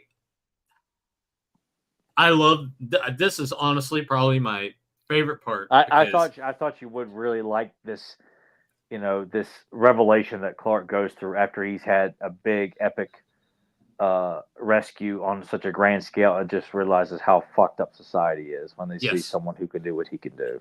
And just the shadow work. Yeah, sitting in the dark. It's not something that you associate with Superman. Like sitting in the dark and just pondering, oh my god. But this here and what is to come on the next page or two or three is that revelation that he needs a place of solitude to go to. Yeah. They wanted a piece of me, Pa. They all wanted a piece of me. So then we cue to him telling the story of he's living in Metropolis. Yep. And we're here for celebration 215th anniversary. So we get the jet fighters flying over. We got all this fancy shit. Civilian craft slips through. Too close, yeah. Yep. Clips it. And the plane starts in its downward trajectory. He's telling that. There's Clark amidst the crowd and decides that there was no time to try to be secretive about this. He's like, I have to spring into action. There's no point trying to be secretive about it. I was going to have to catch that ship and guide it safely to the ground. There was no hope at all of pulling that off unseen, unphotographed. I could only move fast enough so that my features would be a blur, which, yeah, if you're moving fast enough trying to take a picture, then it's not going to turn out. I just love it that I feel like Clark has done enough of this where he's like, okay, like people can't really catch me in action because I'm moving so damn fast. Right. Like I love that he has already done enough to anticipate that. Like he really is conscious about trying to be as secretive as possible about all of this. And now we're introduced to Lois Lane. Yeah, she's looking pretty damn good. And I love how she's illustrated in the first issue of the continuation series of the Superman series. Like when you'll see Clark meet up with her to go for a run. I'm like, my God, like Lois Lane in 1986, man, she's fucking hot, dude. Yeah. No, I agree with that. She's like beautifully illustrated here. Yeah. And unless you know some prayers that come with instant answers, Lois, this thing is a brick right now, and it's gonna hit like a wait a minute. Something's leveling us. I caught it. It's on our belly camera. So there's the camera strapped there to the aircraft. Get a nice little. It's all in shadow. They just know someone is guiding the ship in midair. Get a good splash page here, showing that. And getting out and knowing that Lois goes and confronts him right there on the spot. Like it's such a unique approach of them meeting each other for the first time. Like this season. And I like his initial thoughts on her, too. It was Lois Lane. I'd seen her on talk shows, been reading her columns in the Daily Planet. Now she was right in front of me, and I knew I couldn't escape her questions. And somehow I didn't want to. She's, I don't know, not as beautiful as a movie star, but she has a quality. I like how there's a pause. It's like she's ... I don't know ... Not as beautiful as a movie star, but she has ... a quality. Yeah, and Something. I could see that because Lois Lane is always an attractive woman, like no matter who's playing her, like that's part, but she's not, like a Marilyn Monroe, like an over the top glamour kind of thing. She's a feisty woman, but she's also very attractive, and I mean I think those are the best kind of women. Like they're not like glamour queens, but they have beauty, but quality. Like it is Good personality. Yes.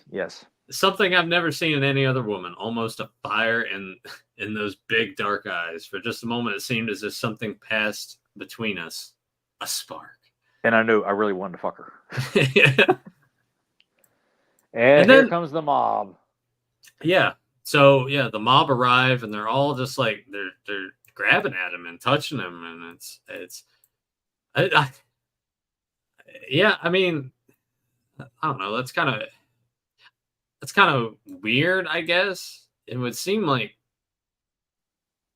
people, I don't know, if it were me, I would almost sort of be afraid of him. And I know that's something in the Superman mythology that's touched upon, is either being looked at as a god and like worshipped, or living in fear of him. We don't know what he's capable of. He could destroy the planet if he wanted to. Blah blah. Is he working with us? Is he with the Russians? Et cetera, that whole thing.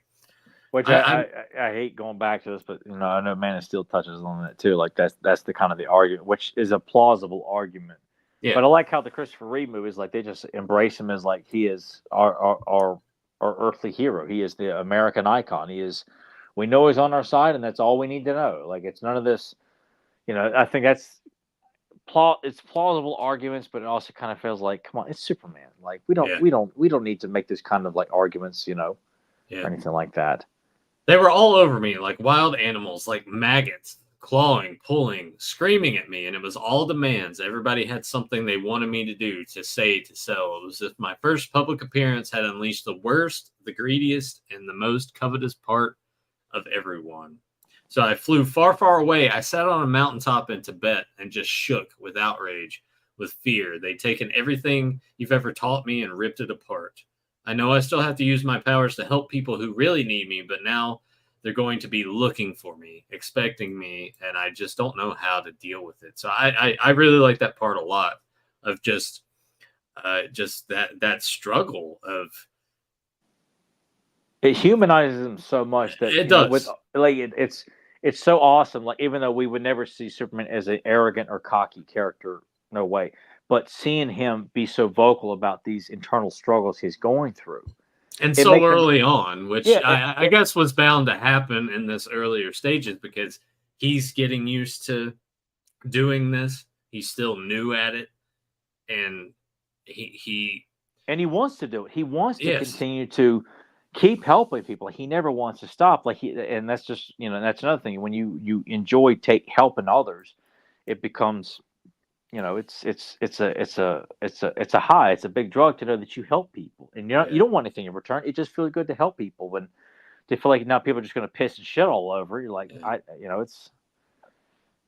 And even though he doesn't know how to deal with it, Jonathan knows how to. And then that's when you hear the John Williams music start to ramp up a little bit. At least I did in my head when I was reading it. So here we are at the epilogue. We're at the end of this issue.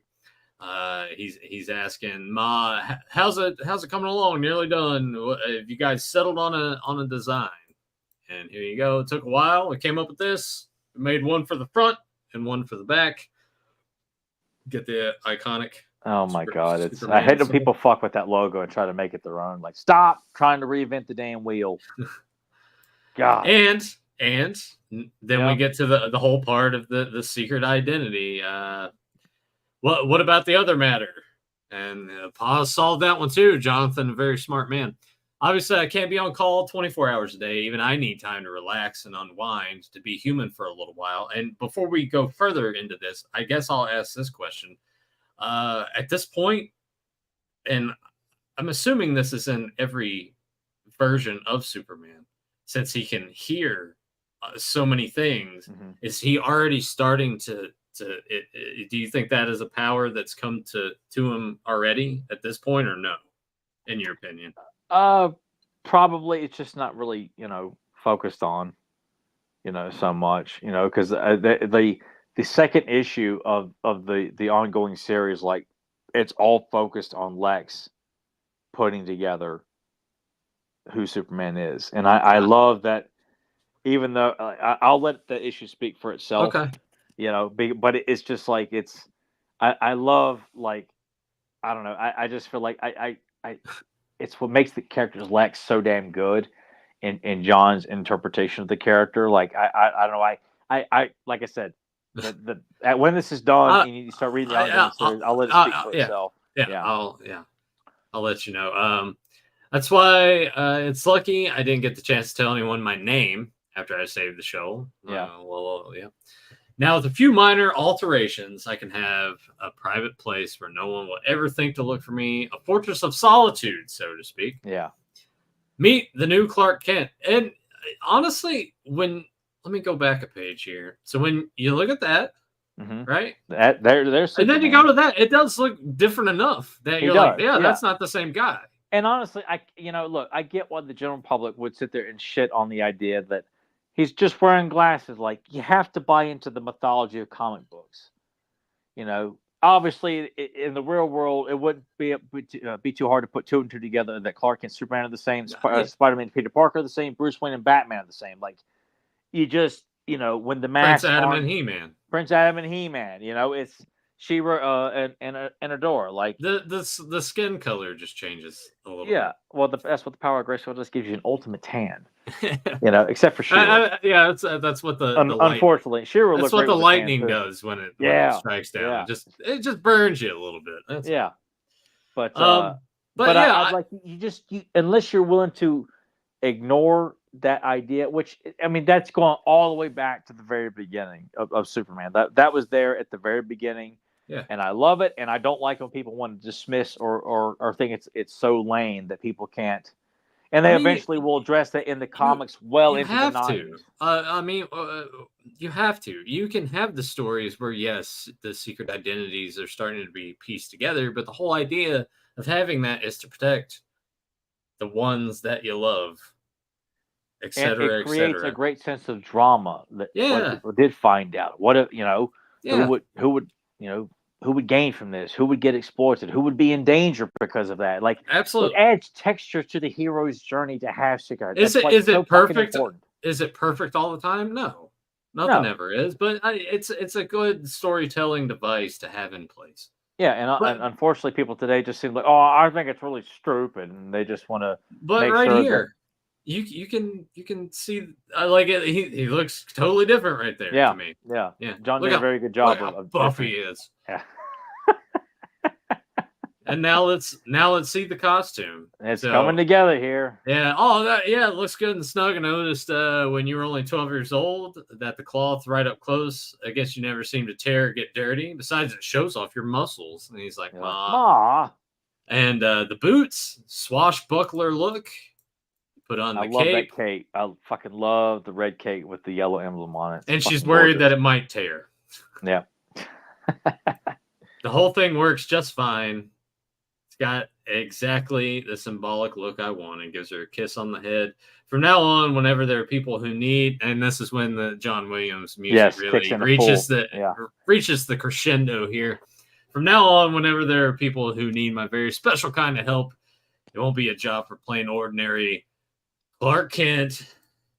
It'll be a job for Superman. God, that is so fucking beautiful. Like the letter, that is my favorite Superman logo too. Is the one that's kind of written at an angle with the kind of 3D letters. Mm-hmm. And I just love, that's my Superman logo. Like, that's like the classic vintage style logo, and just that look of Superman. Like, anything outside of like how Superman looked, I think from like Jose Garcia Lopez, who did like a lot like style guys for DC back in the 80s, I think, and how John Byrne illustrated him here, like, that's Superman to me. And I think Dan Jurgens, who illustrated him in the 90s, like around the death of Superman, he did a fucking unbelievable job illustrating how Superman looked. Anything outside of that, I'm like, no, like that is as This definitive is the as it look. gets. It is the look. I don't want to see anything else other than that's why Christopher Reeve Superman is so important because it is that look and it never changes Yeah, through all but 4 films. yeah. The quality changes, but he doesn't. Yeah. So there it is. That was the end of issue 1, and now I got to read 2 through 6, and then read the continuation of that after that. Man, there we go. Nathan's first dabble into Superman mythology, like real giving it a shot, reading a Superman comic, which is kind of dumb because I do have some Superman comics down there that are actually probably from that continuation run after this came out. Probably so, and I'm waiting to hear like the message throughout the weekend. Well, I went ahead and I bought this and I bought that, and I found this, and I got this and I got that, and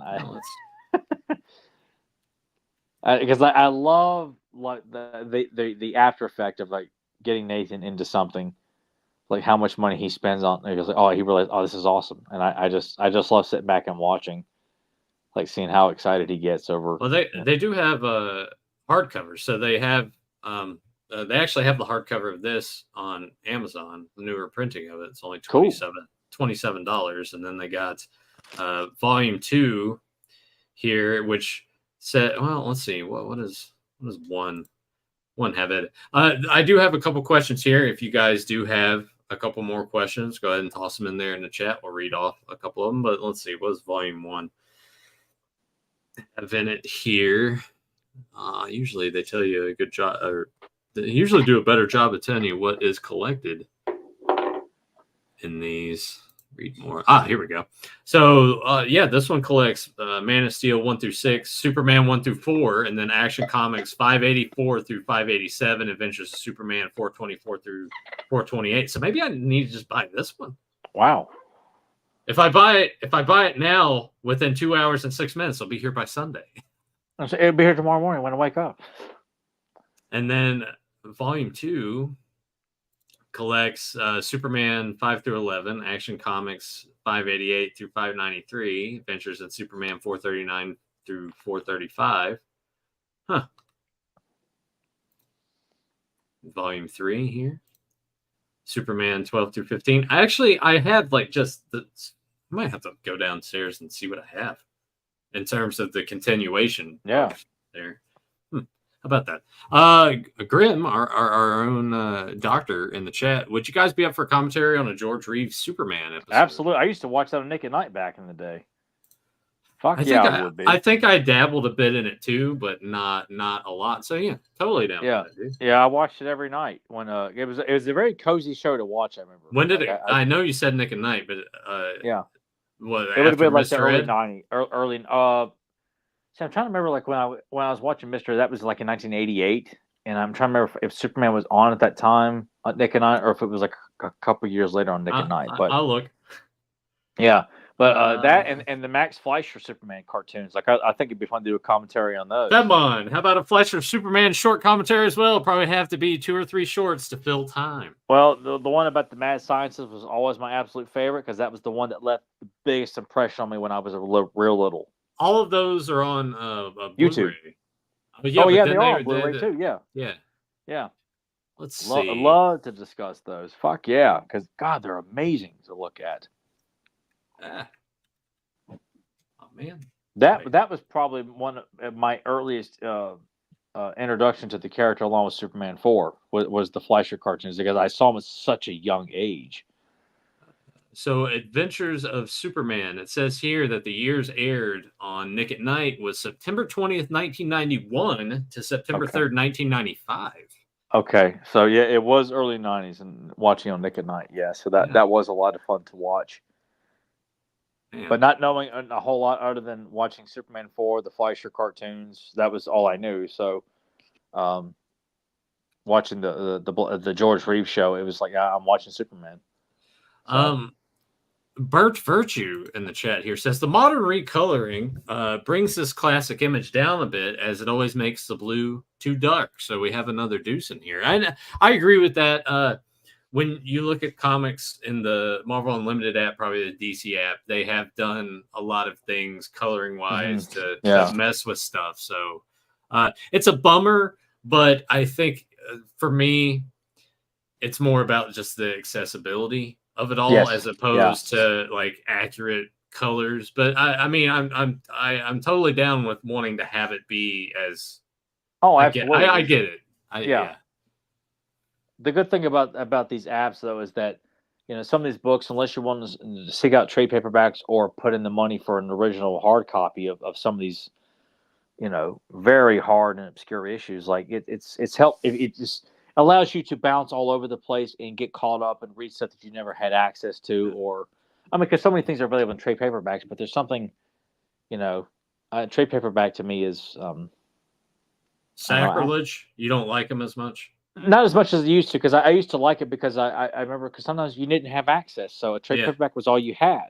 Like back in the 90s, if you had the money, when I was a kid, I remember spending my birthday money on getting the Maximum Carnage trade paperback because I was so big into Carnage and Venom and of course Spider-Man. I think the biggest issue, or why I typically now kind of prefer trades, is I kind of don't want to touch the comics themselves with my bare hands. Well, see, that I like to own the hard copy because I want to. I don't mind and sometimes put them on display. But I'm saying in terms of just reading it, I would much rather have the trade, just because I don't want to accidentally fuck up the comic book. Yeah, because I have opened up when I have the death of Gwen Stacy, like Spider-Man 121. Like I did pull it out and just gently look through it. That way, the oil on your finger, because my skin gets kind of oily if I touch my face. Yeah, I don't want to do gloves to do that. Yeah, I would much rather just one time. I'm going to open this up, smell the mustiness of vintage comic book, and at least observe the death of Gwen Stacy in all its glory in an original copy. With all my prestigious books, I have at least opened them up one time just to admire and then put it away. What I'm probably going to do, get the trade, read the rest of those issues, then buy those issues separately, just so I have them in the collection. Yeah. And then see what of the continuation that I had. Yeah. I mean, I guess that's kind of the beauty of it, right? I went into because even when you sent me that, you're like, let's talk this. I'm like, all right, that's cool. I'm like, and really, Superman? That was the main one that stuck out. The minute you said outside the box, the first thing I thought of was Man of Steel, because we've never done Superman, and Nathan doesn't like Superman. So let me just go back and reread it for my own personal sake. And I'm thinking the only thing, but I'm the story's so good. I'm I can't see Nathan not liking this. I think this is why it's gonna be so much fun to throw this curveball at him. Is that he's like, oh, Superman, really? Yeah, and I spoiled it for myself. I saw issue 3 is when Superman's like, oh, there's this guy running around in Gotham. What the fuck's he doing? When he meets Batman. So yeah, I'm sold. I'll check it out. I'll read into the continuation. I almost re-subbed up for the DC app, but I'm just I don't. Yeah, me too. Because part of me is I can just go to that one particular website and just get really specific. Get a bunch of viruses everywhere. Deal with all the pop-ups, which that's the only way to really read anything. That's how I read my Conan books. You can read He-Man, Thundercats, Silverhawks, any obscure book. I know. I don't like. Well, look, I would much rather have something that doesn't have a bunch of pop-ups and viruses and shit like that too. But unfortunately, yes. Which I remember when Deuce said, "Well, there's a site you can do that on," and he sends me the exact same site that I've already been using. Yeah. Here, let's piss you off a little bit. Oliver Belmont, any thoughts on director James Gunn adapting the S logo from the 4-part Kingdom Come comics in his Superman film? I'm so out of the loop. Other than I know James Gunn's doing Superman, and I'm it's the guy. I don't have a problem with them doing Superman. I because you think about the other Superman movies that we've gotten, this at least stands a chance to probably more than likely be better than those. Hopefully. Yeah, but I also, no guarantee there. No, but I also don't see James Gunn as any savior because he's the guy responsible for bringing more comedy to Marvel. because the Guardians films were such a big hit. And that's Yeah. not to say that everything that James Gunn is like, well, we got to have some slapstick and some humor and brighten it up, and everyone's laughing and knee slapping it. Soups, you done it again. Yeah. But I don't see him as the guy because of his track record. Now, obviously, you can't say that about everybody. Anyone who's like. Now would be the time to surprise everybody. Yeah, and I would love nothing more. But honestly, because it's been so long since DC's done a movie that I genuinely loved, when I walked out of the theater, unlike the Batman, where it's like, oh, this is great. Oh, what the fuck? Dude, we've talked about that before. That movie started out so strong and then just fell apart about halfway through. And so fast. Yeah, it did. And then overstayed its welcome. Like, Jesus Christ, this movie's going on and on and on. And on. Yeah. It makes Batman look like a fucking moron. World's greatest detective. All you gotta do is just tell him a shitty lie. Oh, okay. He'll believe that. No deductive skills at all.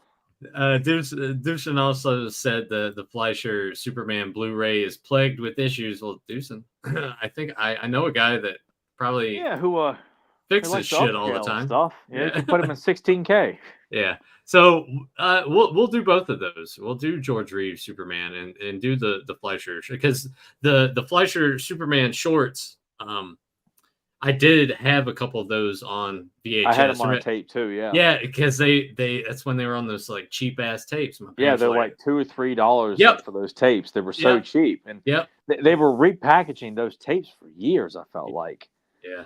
But I can't remember if I saw them in daycare. Like someone was playing a tape on like the big TV that all of us kids would sit in and watch the Nickelodeon, like first thing, like watch Lassie and Mr. Wizard like at 6 a.m. Yeah. But somewhere in there, I remember, I think, seeing the Fleischer Superman card and seeing the Mad Scientist episode, and just blew my fucking mind. Well, the animation is. Oh my God, the music and just watching Superman take off and tear open the room, and I think when we're done here, if my eyes can keep away, I might just pop it on YouTube in the living room and just watch the Scientist episode before I go to sleep. You know what? It's a cozy thing to do at night. I'll do the same thing. Yeah. Because they're not long. They're like 6 minutes long. They're super short. So yeah, I think we need to make sure Deucen's with us for both of those. And absolutely, so when we decide to do that, we might even need to make that the next Spinner Rack episode. Just like we'll come back, or unless we have another, No, I guess we could do that like on Now for Something Different or something like that. No. So that goes back to the whole thing when we did our episode Sunday with Conan. I wanted to put it under the Spinner Rack banner, but the comic logo that we have here for this is just based off of a logo that Deucin made. That also we showed that off that had Joe and had Rebecca. So yeah, we need to put Ren in there and Deucin in there, and maybe like. Deucin can have all of the characters just send me separate files. That way I can just like whoever's going to be on the show for that week. It would be like when you're watching the Walt Disney cartoons and it would pop up like Mickey's face or Donald's face, so you knew what cartoon you were about to watch. Oh yeah. Do something like that so you know who's going to be on the episode of the Spinner Absolutely. Rack. Would be kind of cool. So I guess that's just something we'll plan to do for future Spinner Rack is do the Fleischer cartoons and an episode of the George Reeves TV series. Yeah, I think kind of going forward, and anything comic book related, we should just put under the Spinner Rack. Well, yeah, because I know we've talked about doing animated series reviews. I really wanted to touch on like the Spider-Man 81 series. Yep. Fantastic Four. Fantastic Four for sure. Even with like Herbie the Robot, because I always liked that cartoon. Yeah. Like their episode of Doctor Doom is like it's almost like verbatim of like the first appearance of Doctor Doom outside of like Herbie the Robot being in it. But I just feel like anything, because we did Pride of the X-Men. I think we did that on the episode. We did that, yeah. X-Men animated series. X-Men 97. Yeah. I'm kidding. I'm kidding. Well, let's go ahead and wrap this up before we overstay our welcome, much like the Batman did.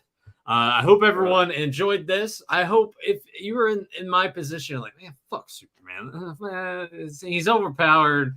Rogues Gallery is kind of, you weren't really vibing with it. I hope after you kind of hung out with us for a couple hours and flipped through Man of Steel, that maybe it changed your mind. You're going to go to Amazon too and buy that and get that in a couple days and start reading it. I might actually, after we watch that, I might run to the basement and see what continuation comic. They're probably higher. I imagine there's probably not any of the lower numbered issues, but hey, fuck, I don't know what all I have to. Yeah, you'll have to have me come over. Like, you know what this is? You know how much this is? No.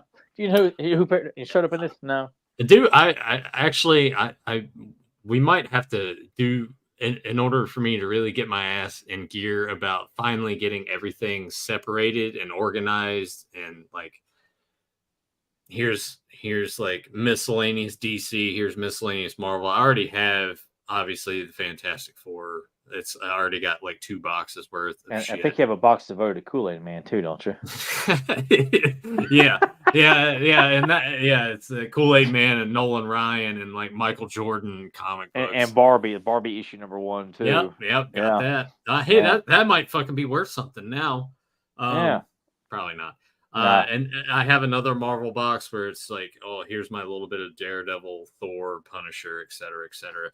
Might have to get you sometime to come over and we just spend an afternoon. I'll just get a fold-out table. We'll put it there. We'll get a couple chairs. Yeah, I don't want to be sitting there because I feel like I'll end up pinching nerves in my back if I'm like hunkered over on the floor. Oh no. We'll do it the right way. We'll have like proper chairs. I'll have a fold-out table. We'll just bring a box of comics. We'll set it out and we'll just start like kind of organizing it and just be like, all right, here's a Superman. Here's a Star Wars comic. Here's Kool-Aid Man. Yeah. What do you want to do with that? Oh, look, here's another Kool-Aid Man. Oh, look. Hey, since I have 2 of them, you can have one. That's okay. Oh, man.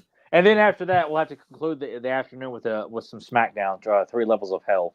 And Battlefront. Battlefront, yeah. I actually played that yesterday on the PS5, and I know that it's having people were pissed about it on Steam and consoles because they touted the multiplayer.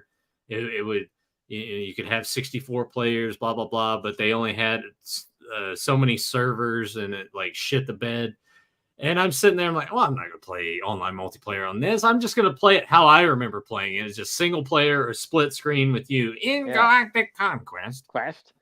Yeah, back to tanks. Yeah. Extra garrison. Yeah. Oh my god, I can't wait till we take on Cloud City and try to steal it back from the Rebels. That was the first map I played, actually. Oh my god, it's the best one. Yeah. It's those times where you and I we're doing conquest mode and we keep losing Yavin and having to go back, recapture one of our planets, go back to Yavin. Like it was like trying to beat the Rebels on Yavin. Like fuck. Like we put it on hard difficulty too. Yeah, and it was that planet was always the hardest to conquer, no matter what. Yeah, I had to get used to controls because it's been so long, and like the aiming on it, like just moving the stick, very sensitive. In my head, I was like, I don't remember being like this, but it probably was. Yeah, and it's so long. And then it was just muscle memory. I'm just like holding the button down, and then of course, the blasters still kind of like veer off in different directions, and then throwing the grenades. I'm like, I barely lifted the thing and then threw the grenade. It was barely going anywhere. I forgot you had to look like way the fuck up and just throw it so it'd go further. But yeah, otherwise it looks like you throw like Mr. Burns in The Simpsons. Yeah. Like, oh fuck. Yeah. So yeah, well, I have to do that. You have to help me organize the fuck out of the rest of my comics. I'm kind of if I had to give a percentage on how far I am with it, probably like 18%. I mean, the Fantastic Four. No. All the Batman stuff, for the most of the Batman stuff and the various incarnations of Batman comics are together in one box. But when I was digging to see if I had Man of Steel, I was seeing like Batman Brave and the Bold, which I was like, ooh, those actually interest me a lot, just because that's a lot of just Batman teaming up with somebody, like Green Arrow or something like that. Yeah. So that's kind of another. I would kind of like to maybe, if any of those ever interest you, talk about an issue, or if there's a pairing on there that seems like it's cool and you read it and think that's pretty awesome. I would like to discuss one of those one day. Absolutely. Because there was one in particular issue of Batman that did cross my mind, which was like the introduction of not the first appearance of Scarecrow, but when he introduces his fear toxin. And the artwork is fucking amazing. Like Scarecrow could not look more sinister. The way the shadows are drawn when he's smiling underneath his mask, and the fear toxins brought in for the verse. I have that framed in the den because it's an epic cover of him as a giant like coming after Batman, and Batman's like scared out of his mind. Like it's so awesome to see. Might have it down there. Well, you may. Might. Well, I got to do that. Fedmon, Thing Ben Grimm standalone cartoon by Hanna-Barbera. They're on YouTube. I don't think I was even aware of that. Grimm says Jedi Power Battles is the best Star Wars game. It's up there for me. I remember playing that. Yeah, it's a fun game. Yeah. That first Battlefront. That was the best. That was, I would put that as one of the best home video games I ever played in my life because I had so much fun playing that game. And Tyler and I had a lot of fun, playing split screen on that. Oh, we did. We've always tag team as the Empire for the most part. We'd sometimes change it up. We'd be the Rebels. Yeah. But playing as the Empire and just capturing Cloud City, like, I just feel like we spent so much time, like, if he was in trouble, I'd run to help. If I'm in trouble, he's running to help. And like we're trying to capture all these bases, and we're just splitting up. Yeah, we would usually split up, and then like if someone else needed help, we would immediately. Yeah, I mean, we're like just. Like, it was more or less if you think to Lord of the Rings and Legolas and Gimli when they're having the competition of how many orcs they're killing. That's what we were doing. Yeah, we were. We'd take great pride in like how many rebels we could take out. Oh, who was the Bantha fodder? Oh, it was you this time. Yeah, it was Luke Starkiller because that was my name on Battlefront. Yeah, mine was Kill Lando. Chewie. Yeah, oh, that's right. It was.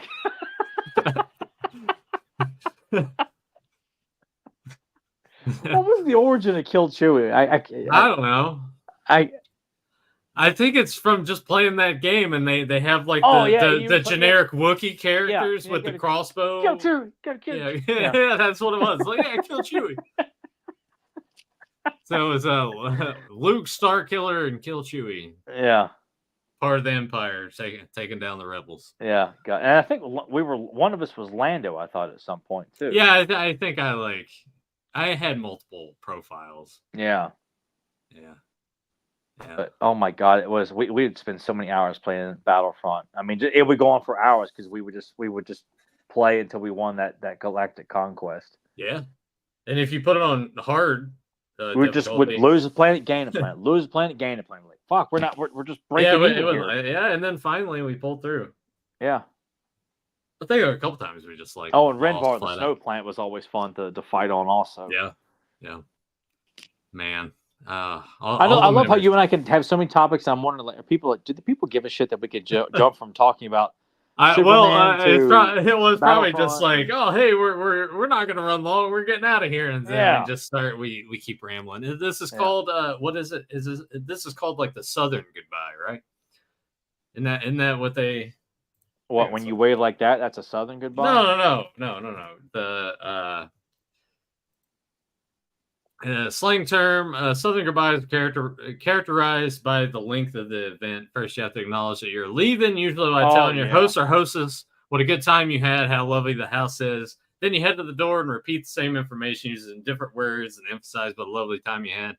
You walk outside. The host or hostess follows you to your car in the driveway. You make small talk. And that's kind of what we're doing here. It's the old Southern goodbye. I never knew. I thought it was just what people did in general. But I guess if we go up to New York, they're like, get the fuck out of here. Yeah, probably. Yeah. Probably. Or if you went up to see Ren, he's just a few hours like, yeah, get the hell out of my house. I mean, probably. Well, I mean, that's what Emily's dad does. At the end, it's like, it's time for you to leave. That's what he says. Wow. I like that. There's no awkward, like, well, I guess. Yeah, like, he's like, it's time for you to go. I love that. He's like, you got to get on the road for, get home before it gets dark. See you later. I would much rather someone else encourage me. Okay, you may go now. Like, there's no more of that, But what you're getting here is the genuine Nathan Tyler. We ran into each other at Walmart experience. Yeah, we ran into each other at electronics. We'll walk over to groceries because I got to get my stuff for my lunches. We'll go check out together. We'll go to the parking lot, and then we'll just stand there and talk for a little bit, and then we'll finally part ways. And that's what you're getting here. So we'll leave you at that. I hope you enjoy. Actually, we do got to get a quote from you. So I hope you enjoyed all this stuff. Like, share, comment, subscribe, do all those cool things. And until next time, we'll see you next issue. Oh, I kept thinking there was like another part, like to talk about the past. No, that's the Yeah, that's that's nothing the other different. one. Yeah, Okay. yeah, yeah. That's the other show. Like nobody wants a war. I just want to keep the threat alive. I had another one I could throw out too that I know you would probably know that one. So if you don't know this one, I have a backup. Give me a hint about that one. It's in You've a seen Superman it. movie. Huh? It's I in know a it's not a Superman. Superman. Oh, Superman No. 4, Quest for Peace. Yeah, it is. Is it? Yeah. Oh, what the fuck? I thought you said it wasn't a Superman movie. I said it is a Superman movie. Oh, Like, oh, I what thought the you fuck said ever. no. I thought you said it isn't a Superman movie No, because yeah, that would almost seem too easy. Yeah, that's the reason I did it. I'm like, yeah. Well, what was the other one? It's like we had part of a slinky, but I straightened it. I don't know. You do. I mean, I do, but I don't because my brain is fried from this week. Dude, Well, I would walk out. It's I a would beloved walk- sequel that you and I both love.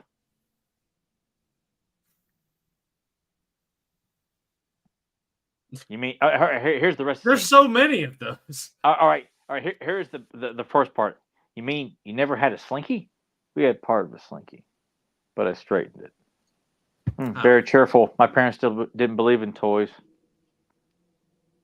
I don't fucking know. Just tell me. Egon and Ghostbusters 2. Fuck. Hey, that new one comes out soon. Oh man, I won't be there. Yeah, I'll catch him in the streams. Yeah, of course you will. Man. And you and James, you talk both will be like, "Oh, it was great." Well, yeah, we'll see how. Hey, you know what? If it'll just be me and James talking about that one. Yeah, me and Deuce will be like, "You guys are weird." Deuce and just spams the chat the whole time. You guys are idiots. This one probably won't be. It's like that. That seemed like a good cap. Send off to like just good send off, good enough. Yeah, it could have been better, of course, but well, it didn't. Based on the context and what little I've seen, I'm like, this is meaningless. I'm like, I don't. Why did you guys do this? Why did you bother? I'm gonna leave it feeling they should have left it at that, and we're gonna leave you at this. Yeah. Bye. See ya. It's a good time.